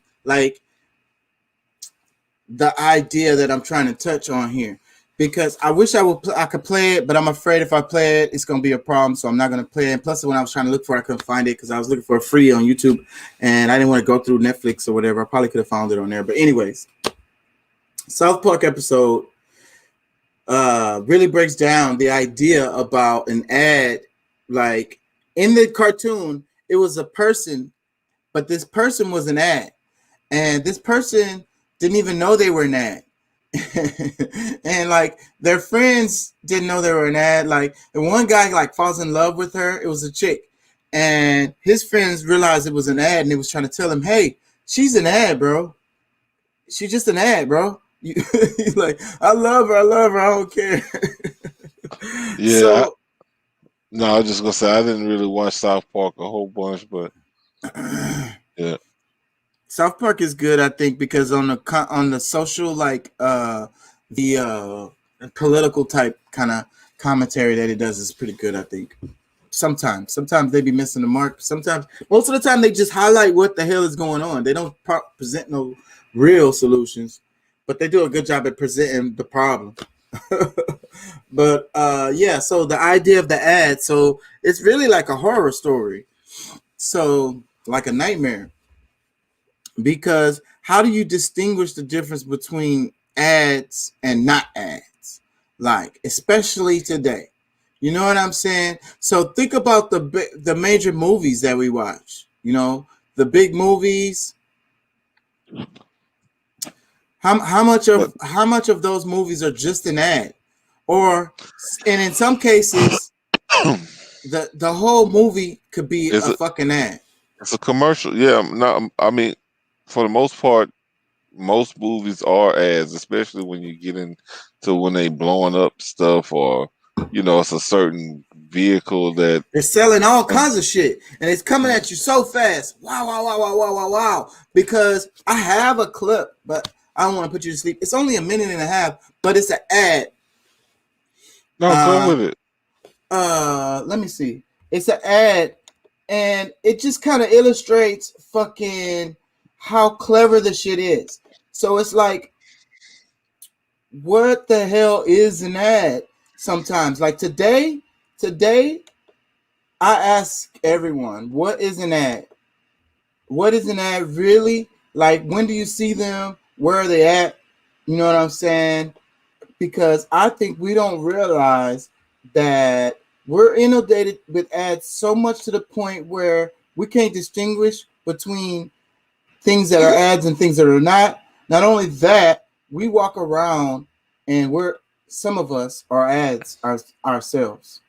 We're like a walking fucking ad all fucking day until we go to fucking sleep. Anyways, check this out.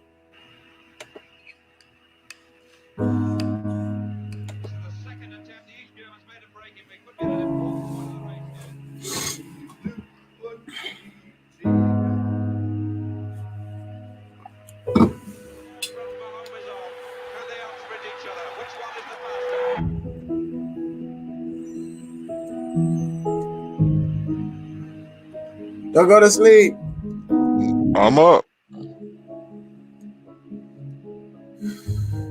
See, like, okay, like when you watch this from the beginning, it's like, is it a movie? You know what I'm saying? Is it a sitcom?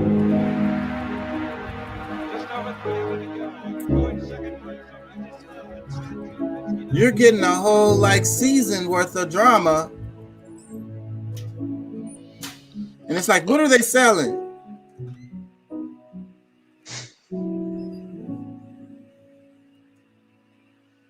It's like, and them some old ass fucking shoes.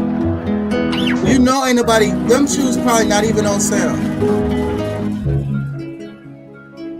Maybe they'll bring them back after this damn commercial.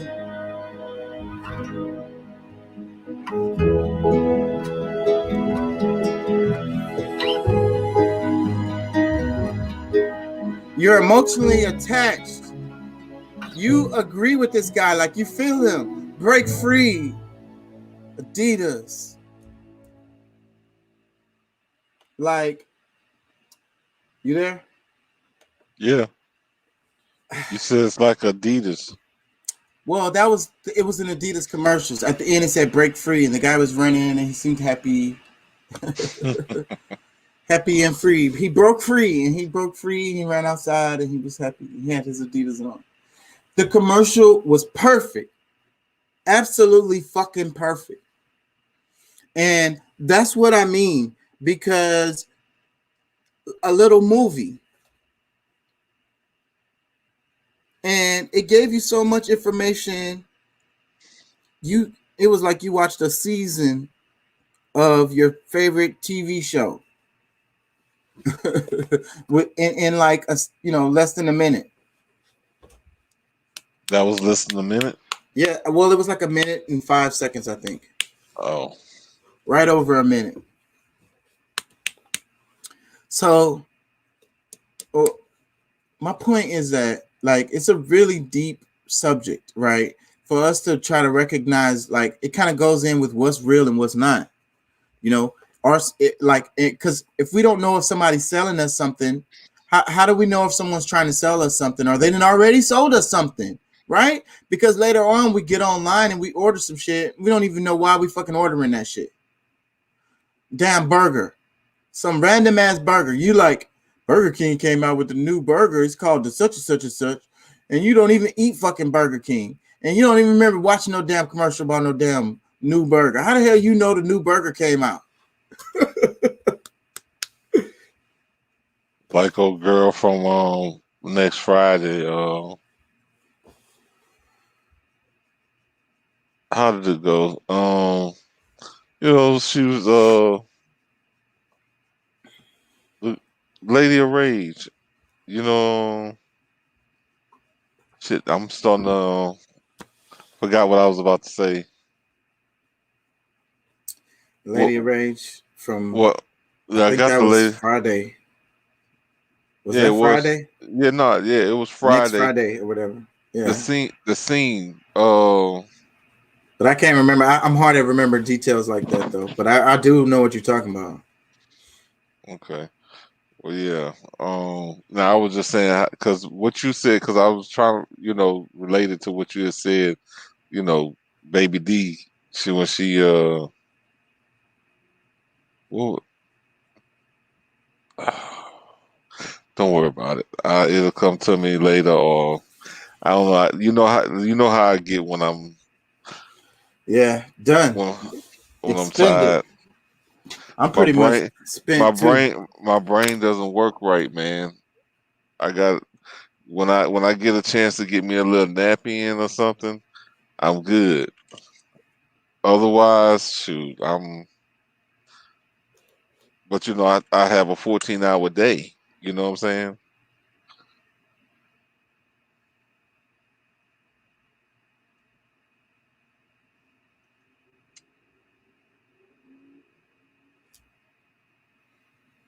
Yeah.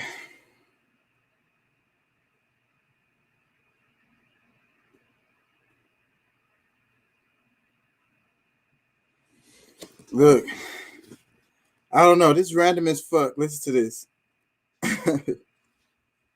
What Kennedy would have done in Vietnam has remained a matter of endless discussion because on November 22nd, 1963, while riding in an open car through Dallas, Texas, he was shot and killed by Lee Harvey Oswald, 24-year-old ex-Marine turned communist. Oswald, who had lived for a time in the Soviet Union, idolized Fidel Castro and hated the United States and its capitalist system. As he fled the scene, he also shot and killed a Dallas policeman. Debate still swirls about whether Oswald acted alone or as part of a conspiracy, and he did not live long enough to tell his story. As he was being transported to court hearing, Jack Ruby, a Dallas nightclub owner, distraught over Kennedy's death, shot and killed and handcuffed Oswald as a nationwide television audience watched.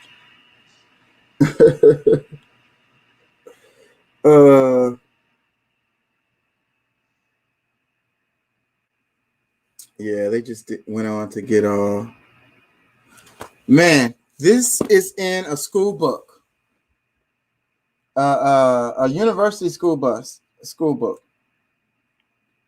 Oh wow, America, a narrative history. sounds interesting. So, what do you? That might wake you up a little bit because, and this. Let's look at the date. You said bait? The date. Let me see. Oh, the date. Okay. 2016. The last copyright print was 2016. So I guess, and it started in 1984. So I wonder how late has it been updated? But the last print was 2016. All that time, nobody thought about editing that part any at all. It sounded like propaganda. It read like propaganda. Did it not? You there, Pat? Yeah, I'm here. The Lee, like the way they was talking about, they said he lived in a time in Soviet Union, idolized Fidel Castro. He hated the United States, the capitalist system. I think he thought that you know, you talking about Lee Harvey Oswald when he with the whole JFK thing. Right. What do you think about all that? Just JFK, Lee Harvey Oswald. Well, based on people who were there and did research on it, said it wasn't him. I mean, it's simple and plain. I mean, like there's evidence that showed it was not him. You know, it was a cover up. He was the fall guy. You know what I'm saying? His life wasn't worth saving. And he just so happened to get assassinated. Like, assassinate the assassinator. Assassinate the assassin. That's what they say. It's that spy versus spy shit. That leaves no witnesses, nobody to talk to. All the links are cut. Story dead. Nobody ever knows what really happened. People that know ain't talking or dead. Yeah. And they probably ain't talking because they dead. That's highly likely. But yeah, nah, man, Joe Brown talks about it quite candidly about everything because you know he was investor. I guess he was an investigator. District attorney or something. Who you talking about? District attorney, maybe that was his position. No, nah, Judge Joe Brown. During that time, he was just a regular lawyer. He wasn't an attorney. Yeah, He wasn't like a what you call shit. yeah, The one who pressed charges. Nah, he wasn't. yeah, He wasn't the DA. yeah. He was a defense attorney, Okay, but he was, you know, because I mean he said like pretty much with King, same same kind of deal when they assassinated him. They didn't trust the people who were supposed to be there to do it. Like I don't know, they paid them to go in and try to do it, but to make sure that it happened, they still had it where somebody else that they could rely on to get it done, but then and use him as a and guess scapegoat. what? They still fucked up and had to finish him off in the hospital. Extra note. Yeah. He lived, and they took him to the hospital. He was still alive, and let's say legend has it, but you can look this up, that he was like suffocated in the hospital. They finished him off there. He had to Uh, go. oh yeah, because he would have talked at some point. He had to go. They was not playing about that shit. They were just like Malcolm X. They weren't playing either. They wanted to make sure he had to go too. Like, had to go. What? There's another one. The dude from Black Panthers. Huey. Huey. Huey Newton. Am I saying it right? They killed like 2 of those guys, I think. From the Black Panther. Yeah, and then they locked up the rest of them. But they straight up assassinated 1 or 2 of them, and there's evidence of this. Mm-hmm.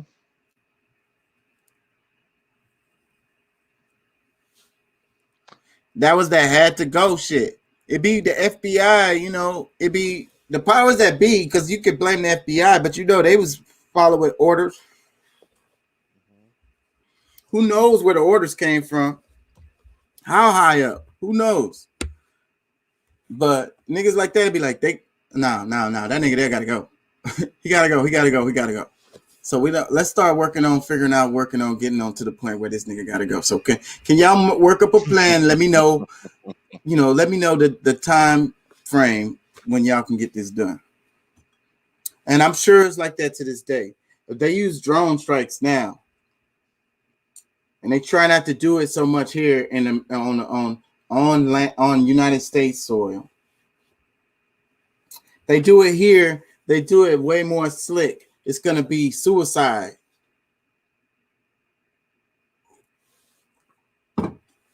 They're gonna say you either committed suicide or you got lost. You're missing. You just went missing. Mm-hmm. Last time somebody saw you, you got in the car with somebody. Yeah. Shoot. Never seen again. I saw this clip on Vice where they was talking about, I don't know, this was some kind of, I don't know, where was this at? I don't want to misquote it. It could have been South America. It could have been one of the islands, Central America. And they was talking about this guy. He took the reporter to the beach, and he said, this is one of the places where the missing people end up. And he said, what they do is they cut them into pieces and they spread them out, and they bury them in the beach. And like he said, they're never really found. If they're found, it's just be pieces of them. And a lot of these are women, because this was that's what this one was talking about. It had to do with human trafficking. You there? Kinda. Yeah, man. If you ready to go, bro, it's 1:08. I'm tired too. We've been on for 2 hours. It's 2:08. Yeah, man. I need to get some rest. I gotta do it again in the morning. You know what I'm saying?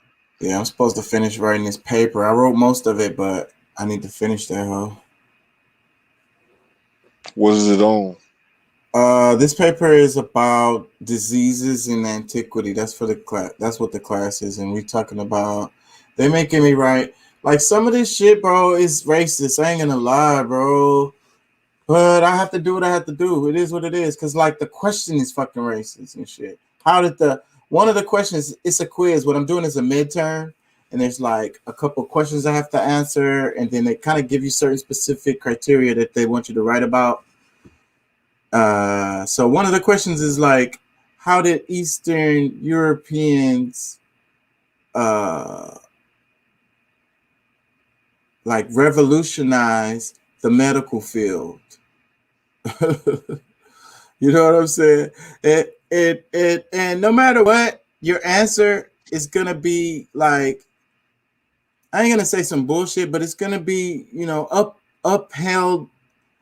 upholding the status quo, if you will, if that makes any sense.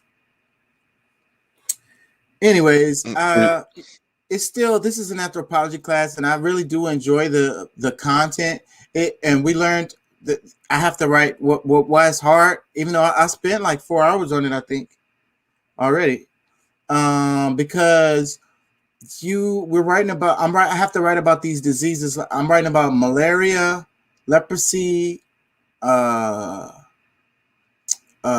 tuberculosis, and it has to do with the history of them, related to the evolution of humans, and like how it's transmitted, and how our behavior, help these diseases kind of evolve with us and stuff.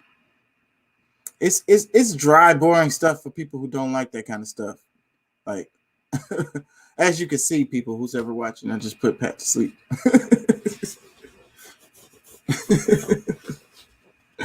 Y'all don't want to hear.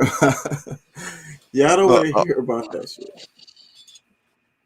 But I love it. I love it. I love it. I love it. I love it. But that's how I'm able to come on here and talk about so much different stuff, because I learn intricate ass details about random ass shit. Go ahead.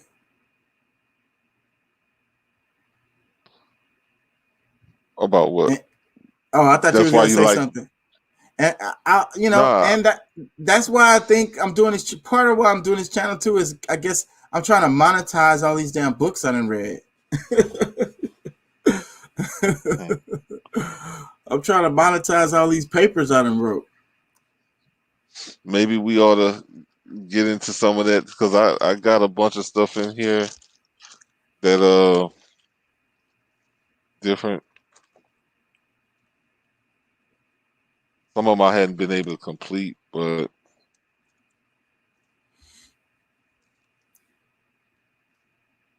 yeah, I hadn't even started on this one. But this is about something that happened in my hometown. The Star Creek Papers. Yeah. That makes me think about the something papers that just came out. It was a leak. Panora Papers. Somebody out there help me. Wait, did you see this? Before you go. No. Because like when I started the channel, I was talking about this book. My first intro, video, I talked about that book about a little bit, and about how, like, reading that book, I never finished it, but even like I read most of it. You saw this one? Oh yeah, I think I've read some of that. I think I've read some of that. For some reason, I feel like I've had that in my hand before. Either that or I had a PDF of that shit or something. I think I read some of that, yeah. Because that's my shit. That's what we be talking about all the damn time. Yeah. Oh yeah, hold on. There's some. This is my latest. Talking about black men don't read books. Oh wait, I can't see. Africans and Native Americans, the language of race and the evolution of red black peoples. You know, that looks like one of my damn school books, bro. That look like one. I am not kidding you. I haven't read that, and I haven't seen that before. But just the format of it and everything, it reminds me a lot of the books that we read in my anthropology classes. So I could totally see that being one of them. America is the true old world. What is Mu? Mu discovered. Moo. That's yeah. Is That's that one part Amaru of like the a part of America. America or whatever? Uh, Amaru, America. Amaruke. Amaru Amaruka. Khan, I Amaru say it wrong. Khans. Yeah. Well, wait a minute. I'm trying to get the Can't. camera to. Yeah, I can't see yet. Revealing Americans Dark. I can't see. Skinned Past, Volume 1. Red Silver Fox Thunderbird. Again, that looks like one of them. That looks like a school book. That's crazy because remember I think you said you used to read encyclopedias or something. We was talking about that one time. When I was a kid, I used to read encyclopedias. And I heard somebody say that on a video recently I was watching, and I was like, damn, I thought I was the only one, or it was like only a few of us. I guess a lot of people did that because my dad bought me the damn Britannica encyclopedia or whatever the hell. I don't See, know. you had I the good guess ones. You had the that good shit ones. was nice. The book, they felt so good in my hands. They were so pretty to look at. The pages were so pretty. I loved them. They had pictures. That's one of the things that I'm definitely going to take from my mom's house is the encyclopedias that we have, but they were called the New Age. My dad bought them, when we were kids, and That we shit said, ain't cheap. As a kid, I didn't realize he must have spent a bunch of money on that shit. And he taught me about how like bookshelves and shit, because that's another thing the encyclopedia taught me. Because I had to keep them hoes like straight. You know what I'm saying? I had a bookshelf, fucking full of the damn whole damn. Because the books were nice. Nigga don't want them hoes to get all fucked up because you want to pull that hoe out and be able to look at that hoe. Yeah, man. I swear to God, I started at A, and I don't know if I ever made it to Z, but I read. well, Like literally I read. skipped around. But I did do quite a few papers and uh just different things with. I just read it. I read it like it was a novel, or if it was the Bible, because that was my discipline, right? Because I had already had a lot of experience reading the Bible and the Quran, and those are hard reads. I wasn't a normal kid. I'd be in there fucking reading that shit. But the encyclopedia wasn't much of a change to me from reading like, you know, religious texts. From reading religious texts, the encyclopedia made a whole lot more way more sense, and it was much more pleasurable. But I don't know why I read it though. I don't know what the hell. I remember as a kid, I used to read all the bottles in the bathroom. When I used the bathroom, I would dig through the cabinet and I would read the ingredients on every every chemical, everything that was under there, soaps, everything. Yeah. Why I did that, I can't tell you. You know what I want to ask? Did you see my Facebook post? Man, I'm never on Facebook. Do you? Okay. Well, I asked the I question. broadcast on Facebook. That's it. Look, Go ahead. I asked the question. Was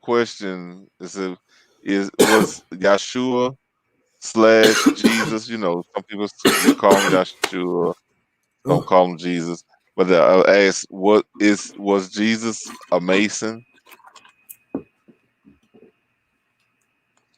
What do you think? I would say yes, and I would say he pretty much had to be. And you know what's crazy? Right now, in the media and everywhere I look, and especially in the black community, going down my feed, they own this. Where did this come from? Where did it come from that Masons were evil? I don't know. I mean, you know, I think they do that whole like even like Illuminati, like you know, Yeah. they Where did that shit come from? How did they? How did? see I don't even most get it. people don't understand it. But that's the thing. Like people get afraid of things that they don't understand. They don't understand the codes, you know, just the symbolism. They don't understand it. You know, they see certain symbols because you know they use that 5-pointed star. You know, somebody put the the goat head or like something inside of the star, and you know they just And, make it like now that the star period because even the 6-pointed star, the Star and of it's so David, and true. That is so true about a lot of the symbols. How they get co-opted into whatever. Yeah, because the magic shit is really big right now, like the Wiccan thing. So damn, there goes some more confusion in the same symbols.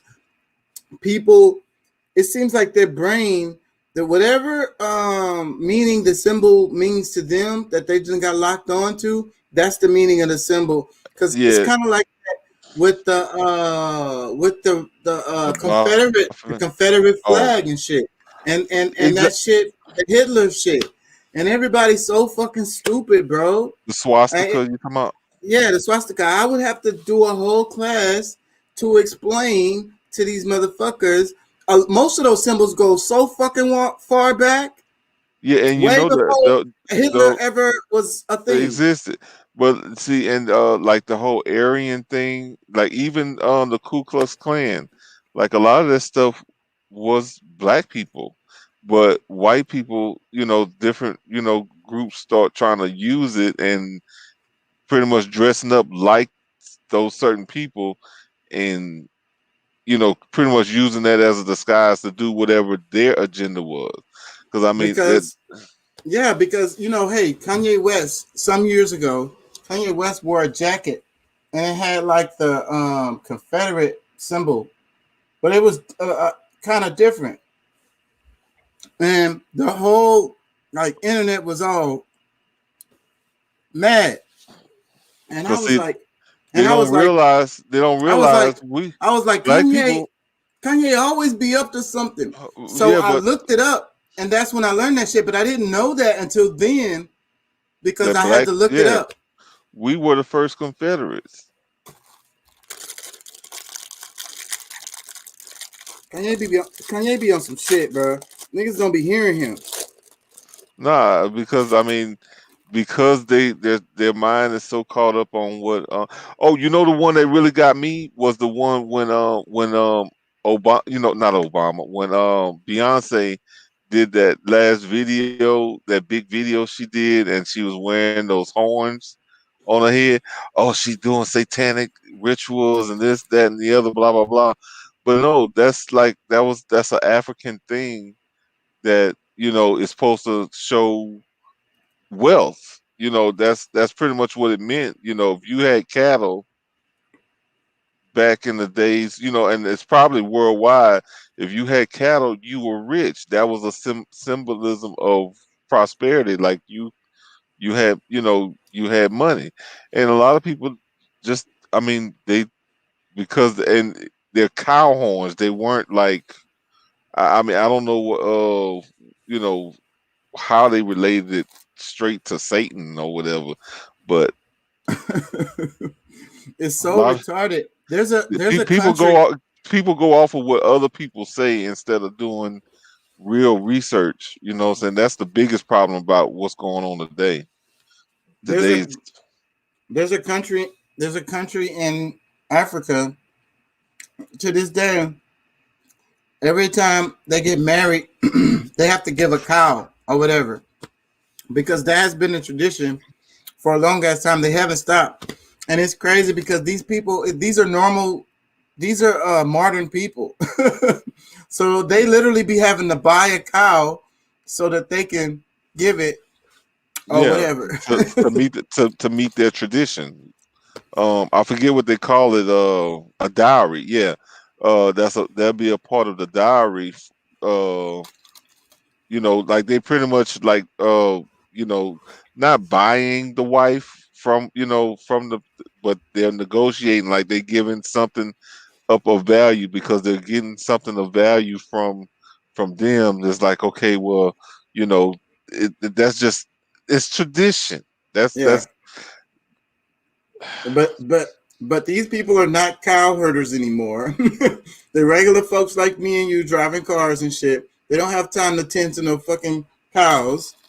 So when yeah, they get married, they be having to buy a cow, literally, or goats or just whatever. because just because of this tradition. Yeah, man. People get it. A lot of people get it wrong. Like a lot of sometimes I'm on whatever social media outlet, and people are having a conversation about certain things. Especially when it comes like with the Mason stuff. I'm like, where did that come from? You know Where what did I'm the saying? evil? I really don't get it. I don't get into the conversation at all because they're so ignorant. It would be completely pointless. So I don't even make a comment, but I don't really understand where the evil part came from because like the mysteriousness, Well, them withholding knowledge, and I could get how people, it's like, some of the like secrecy of it. But then what a lot of people don't understand is that you got this other Mason thing going on that's not really Masons. They're really like a club that's kind of for pretending to be for something. yeah, because I mean they actually stole a lot of Moorish science, because that's mostly what it is. The whole a mason being a builder and all. That's why I've asked the question about you know was Jesus a mason, and my He connection had to to be. that. Yeah, my connection to it was that he was a carpenter. You know what Exactly. I'm saying? So Yeah, them specifically saying him being a carpenter, and you was know, symbolic of letting people know that he had, that high, learning. He yeah, exactly, because it probably changed throughout different languages. It might have said Mason, you never know. and, One of and the main somehow things that it one of ended the up main being things they say carpenter. one of the main things they learn in you know those lodges is the Bible, and but they're breaking it down more in an esoteric way instead of the theology way that they learn in seminary schools. It's actual it's more of a science book, like the Bible is more The of a math, science book they break the than it is math anything. down. Yeah, they pull the Yeah, math out of it. Yeah. yeah. So the people who are here talking about Masons, people have to understand, for you to actually be a Mason, that means you have specific skill that has been built over time. Specific knowledge that Also, allows you to be able to execute precision, you know. well, and I mean, some of them, I think it's more so just the understanding, the learning. Like they get to higher degrees because of their level of understanding of the world, and that's what it really, being a Well, mason. it goes You in know, together because this knowledge is valuable, and that's what allows you to build and create, right? And at the end of the day, we always know the universe is mind.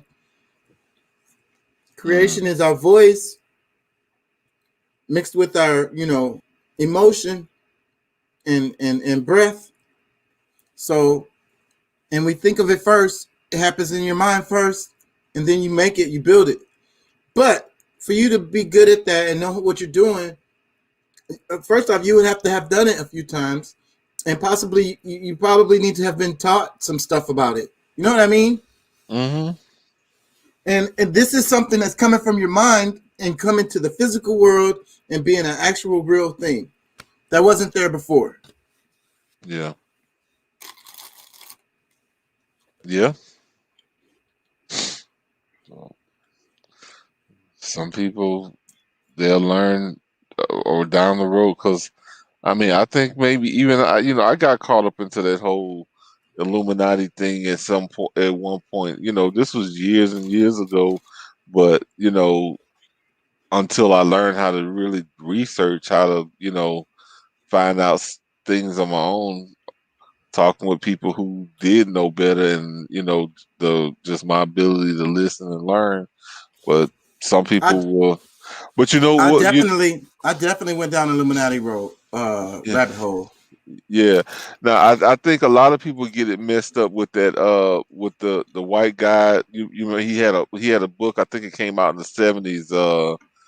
You know, he had on like a like a you know what is that guy's name? He's famous for this book, but he did a lot of occult he I guess you could say teachings. Um it's on the tip of my tongue. Uh, All right, I can't think of it right now, but I think that they relate a lot of that stuff to this one guy and I think he's the one who had that symbol of the goat inside of the 5-pointed star, Wait, where I know who you're talking about. I don't know his name, but I know who you're talking about now. Yeah. yeah, it's on the tip of my tongue, like I but can yeah, I know who you're I talking think about. people relate to that, relate a lot of that stuff to him, even though and they probably didn't even. I hadn't read their book, but like different people read the book, and it's like it's not evil. It's just like somebody that was able to tap into. Yeah, it's like Uh, Satan worship is something like that. well, And that's what but people but say. but it's like but it's like Lucifer or whatever, it's the light or whatever. It's really like that. It's the Saturn, it's the light. Um Well, I think that's what that in dude was saying. in the Lucifer is the light bringer or the the, light bearer. yeah, he was the light bearer or whatever. But at the same time, people also need to realize Lucifer was like a messiah. He wasn't he wasn't evil until the new Christianity it came in that started using Jesus as the front man. And the religion before that, he would Lucifer would have served that same purpose, but to get people to take on to this new cult, which was Christianity at the time, it was a cult. They demonized that messianic figure that came before Yeah. them. It was part of the process of changing from what they called multi-theistic to monotheistic, like, you know what I'm saying, and like talking about worshiping multiple gods and worshiping idol worshiping, but Paganism. in paganism, like, but they actually fit all that, they fit a lot of that in there, and kind of just changed names and stuff, like you say, switch some shit up, because people were already, they know how people are. People already have their traditions that they've been doing and shit. So on the same day, you just change the name. You know what I'm saying? They used to call it Yeah, uh, whatever, Harvest Day. That's kind of like Halloween and shit. Thanksgiving. Uh, I don't know, because I think Thanksgiving might be one too, but I don't know about Thanksgiving. But Halloween, it's the harvest. It's harvest time. You know what I'm saying? And Fall. they still do that. They still do that in other countries around the world. It's party time. It's happy times because Hmm. it's harvest time. We just, especially if it was a good harvest, we just pulled in a whole bunch of food that's gonna last us through the winter. It's party time. Hmm. That's what it is. But they flipped it on some other shit. Definitely. Oh man, I gotta get it. I gotta get out of here, man. The next time you see me, I'm gonna be laid over in the bed for real. All right, man. Appreciate you coming, man. For sure, bro. I should be in better shape tomorrow.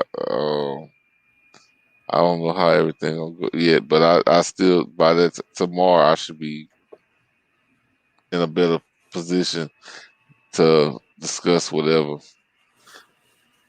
I get tired. My mind will blank out. All Just right, does. man. So I'm gonna holler at you tomorrow, man.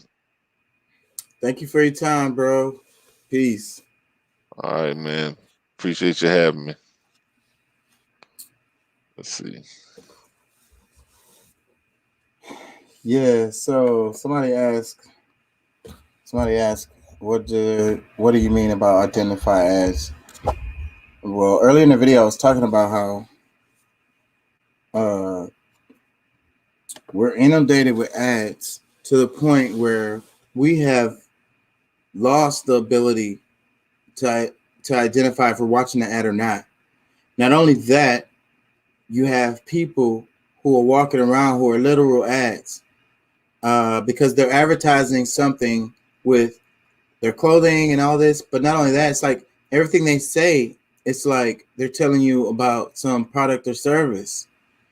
Like their whole conversation is about that. Like, have you heard of such and such and such? You know, such and such and such do such and such and such for you. Oh, you trying to do that? So, hey, you should go do the such and such and such to do such and such and such to all damn day to the time they go to sleep.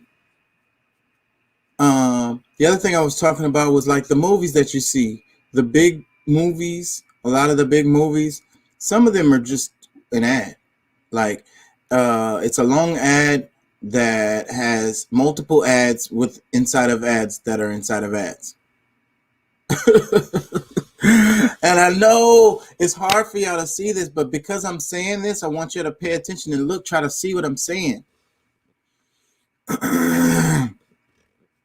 Because sometimes you watch YouTube and you're watching the ad, the video that you're watching is an ad, and then they made you watch an ad before you watched that ad, and while that ad was playing, it played another ad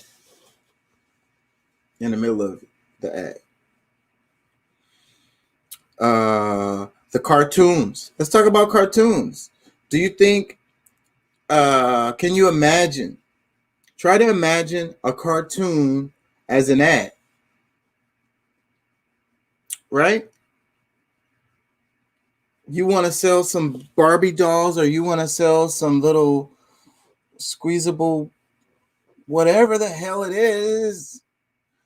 You make a cartoon and you have that thing that you want to sell, walk around and talk and go through trials and tribulations in its life and stuff, and find happiness at the end. Find friends. It's always got to be friends, because the kid's gonna want more friends. Or maybe it's a utility type of thing, like they want to do something.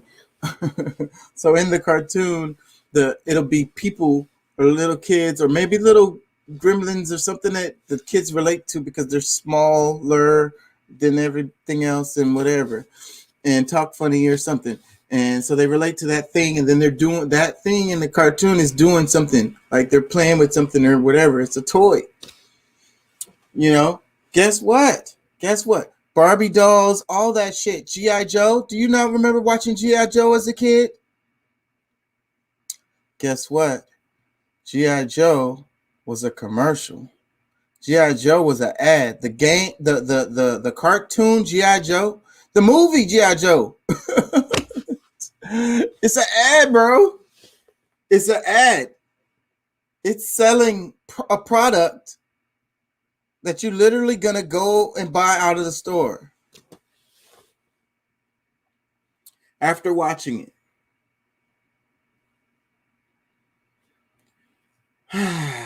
Y'all probably don't hear me. How could I make this more clear? Um,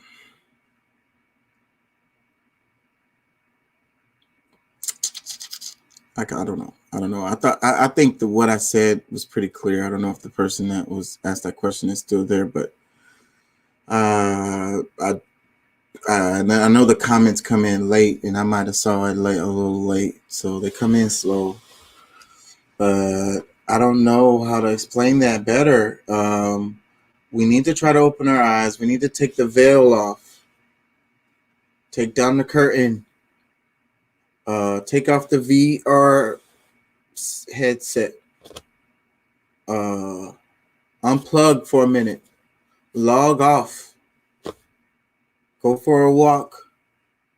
The parks are beautiful, especially this time of the year over here on this hemisphere where I'm at right now. As we're going into the fall, weather is beautiful. Go take a walk, unplug, and let your own thoughts. Don't even listen to music. Don't listen to music. Don't listen to your podcast or whatever the hell it is that you like to do. Don't do that. Go for a walk and just don't think about nothing. Just walk. Let your mind do what it do. And try to make it a habit of doing that on a regular. Just enough to like clear your head and unplug. And then when you come back after your walk, after you've cleared your head, try to look at things from a different perspective. Try to imagine that maybe you're not seeing something. Try to imagine that you're missing something. And it's like everywhere, but you still can't see it. You can't see something, or you can't find something that you're not looking for. So you have to actively, physically, really look for it. When I say look for it, I mean that film, the curtain, the VR goggles, because they're not easily. Most people are not. This is a mass illusion. Almost everybody is fooled by it. So for you to see, you're gonna have to dig. So the idea of how to identify ads is really to open your mind to realize that, you got human ads, you got cartoons that are ads, you got movies that are ads, literally ads, and multiple other variations of this same thing that are literal ads, but you see them as something else, but they're literally an ad, and you're missing it, and you're not seeing that you're being sold, and you're buying it too.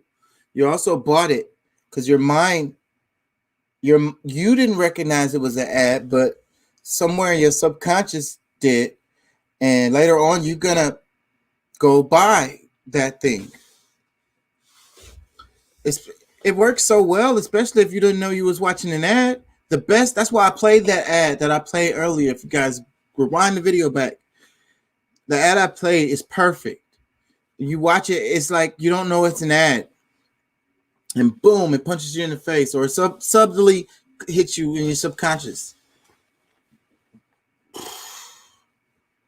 Like I say, the best ads are the ones you don't know who they are, and you have lots and lots and lots of them. So you need to open your eyes and try to see it. Because this is important. The idea of the matrix, right? The idea of being asleep, like they say, of being a sheep, a complete follower, a zombie robot,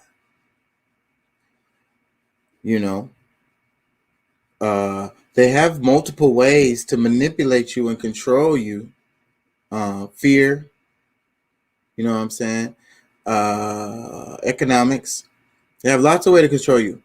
But this one right here, This one right here. This shit right here, nigga. This shit right here, nigga. What y'all don't understand is they've been studying the psychology of this shit for a long time. They're very heavy in the knowledge. They got data going back probably 100 years. That helps them evaluate, helps them do what they're doing when it comes to these ads. Anyways, I try to avoid all ads with a passion. I pay for the subscription on this YouTube, so when I watch YouTube, I don't see ads. And the only other thing I scroll on is Instagram, and there are some ads there, I ain't gonna lie. So that's the only place where I see any ads, and I can kind of control the ads there on Instagram a bit. So, but I don't watch TV at all. I don't play PlayStation. I watch YouTube. I watch news on the YouTube and random videos on YouTube. And I read books. Matter of fact, there was one more passage I wanted to read out of this one before I wrap it today, because Pat said something about Martin Luther King.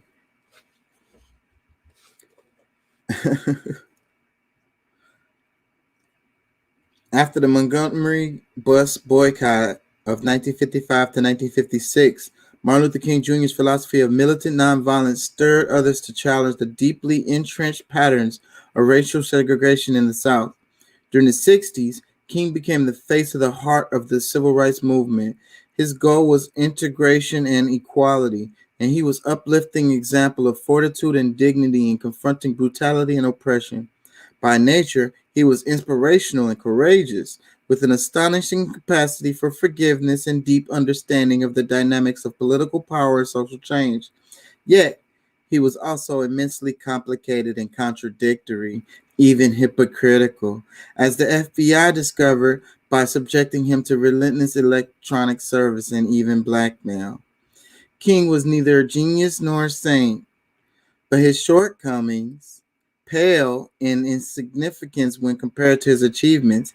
He was one of the world's most inspiring examples of courage, conviction, and dignity in the face of often violent prejudice and persecution.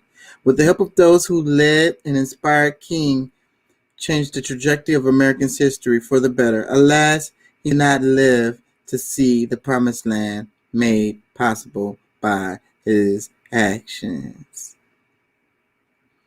Let me read that last line again. Alas, he did not live to see the promised land made possible by his actions. Woo, that sentence is first off, that sentence is missing some stuff, huh? That sentence is missing something, right? They said that he didn't live like, oh, he just randomly just like, I don't know, he died of old age? What happened? What happened? How did he die?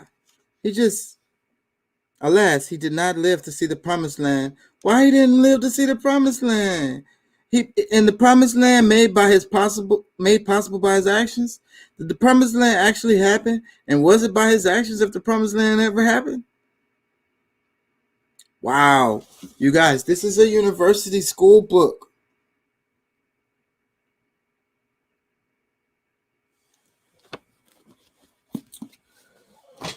Okay, y'all. Talk about critical race theory. I don't see no critical race theory in this book.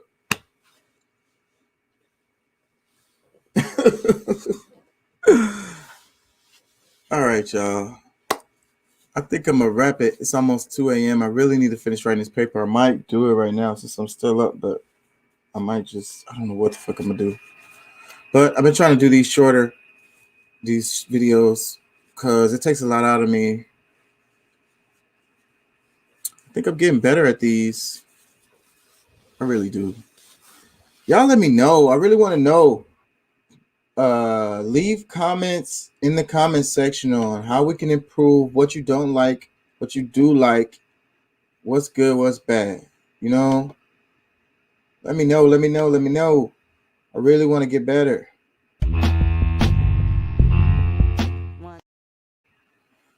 So thank y'all for joining.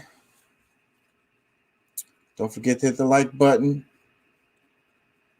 share, subscribe if you haven't done that. We're gonna keep on getting better, I promise.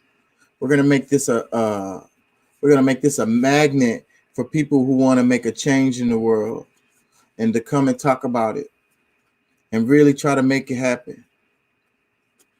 Improve the improvements. Sometimes it's gonna get a little dry. Like today I was reading some articles, but it was really valuable information. If you could play that shit back and it'll help you understand, what's actually happening. And that's what they don't want you to know. I told you I had to scroll to find suitable articles that explained this, and that was just the surface level of it. And it was long and dry what I did for y'all, and that was just the surface tip of those bills. There was a lot more to that. That was just a skim of it. One of the bills was 2,000 pages. So I mean, you can't go through all of it. It's way too much. That's what I be saying. I mean, people think them damn senators. You think the senator read that 2,000 page fucking bill? No. That's just one of the bills. The other one is another fucking, I don't know how many pages. And they have bills like this all the time coming across their desk. You think they're reading that shit? So, like I say, y'all in the public don't know what's in it. Damn congressmen don't know what's in it. Y'all just voting on that shit. Y'all on whatever side you on. You're just picking your team, Dallas Cowboys or 49ers. Anyways, I'm going to play a song or two to wrap it, y'all. Peace and love. Thank you for joining. Thank you for leaving comments. Thank y'all for supporting the show. I love y'all.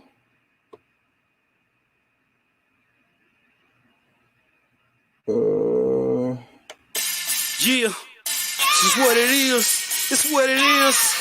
All talent on trapping and rapping and moving muscle. If it ain't about the hustle, then I don't wanna tussle. All talent on trapping and rapping and moving muscle. If it ain't about the hustle, then I don't wanna tussle. All talent on trapping and rapping and moving muscle. If it ain't about the hustle, then I don't wanna tussle. All talent on trapping and rapping and moving muscle. If it ain't about the hustle, then I don't wanna tussle. I done played the block and it's time to stop. Pop the blocks, then drop the top. But I have to say fuck the cops. They keep it high up on my block. Keep an eye up in my pocket. You know the G and it can't be stopped. Flip the script with serving dip. Keep the heat on Silent Hill. You know when I know that feel water just so cold. Riding on boats, slamming wood dough. Sipping on drinking, fucking these hoes. Riding on boats, pushing kilos. Me and my boys ball out of control. Got so much ice we can balance football. Me, Lil G, I can't be hoe. Look at my mouth, see number gold. Fucking with a knife, will make you fold. Look at my room, see number polo. Step in the bed and in the studio. Over your nose, the smell of smoke. Over your mouth, it start to blow. Now you know we got that dope. Cause me and my boys ball out of control.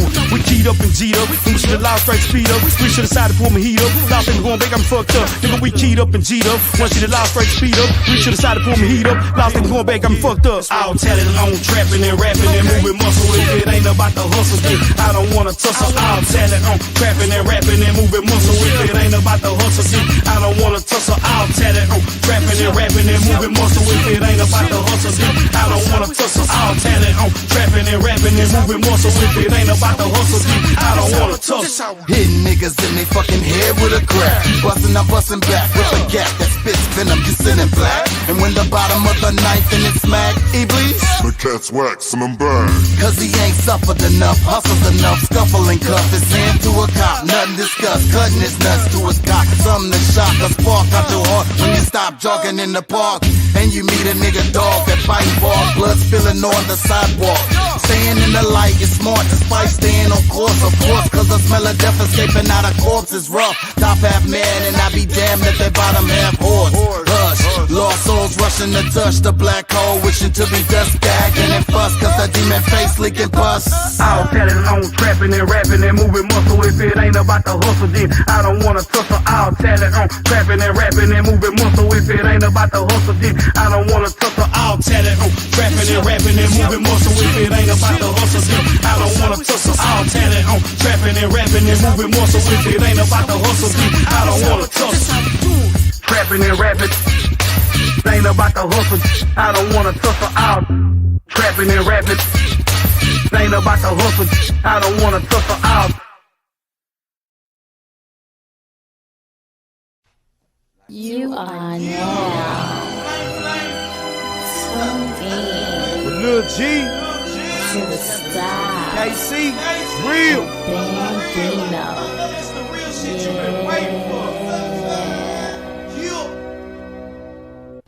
Sit by myself, And I think about my life, and I think about my past. I be like my future shine. Damn, my future shine. Damn, my future shine. Damn, my future shine. Damn, my future shine. When I sit by myself, And I think about my life, and I think about my past. I be like my future shine. Damn, my future shine. Damn, my future Hey, shine. damn, my future shine. Damn, my future shine. Been building since '96. It's been a trip. Just trying to survive in this bitch. And you wonder why, where I'm from. Every time I turn around, dumber and dumber trying to pull me down. All my niggas screaming, just get up out of H-Town. But I ain't, this is where I make my bank. Plus I got unfinished business with a skank. G's be my witness, I'ma hit hard as a tank. I can't stop Casey the prophet, God of the day. I trust the game with a case for being fake, for I hate all of y'all. And I'm willing to eliminate anyone up in my way. Sitting living in the belly of the beast, predator and prey. Either get ate, pray you ain't the next nigga on my plate. Hey, I be like, damn, my future shy. That's why I let all my anger out when I get up on the mic. They say life is what you make it, but shit, that's like rolling dice, man. Let me tell you something, man. Life ain't all night. People be like, man, that's Grammy, man, but that shit is right. Let me tell you something. You tell them the truth, they be like, that ain't right. But shit, life is shy. It's like putting up with a fight. If you fuck with me and can't see, we'll punch out your life. When I sit by myself, and I think about my life, and I think about my I past. be like my future shine. Yeah, my future shine. Damn, my future shine. Yeah, my future shine. Damn, my future When shine. I sit by myself, And I think about my life, and I think about my I past. be like my future shine. Yeah, my future shine. Damn, my future shine. Yeah, my future shine. Hey, damn, my future shine.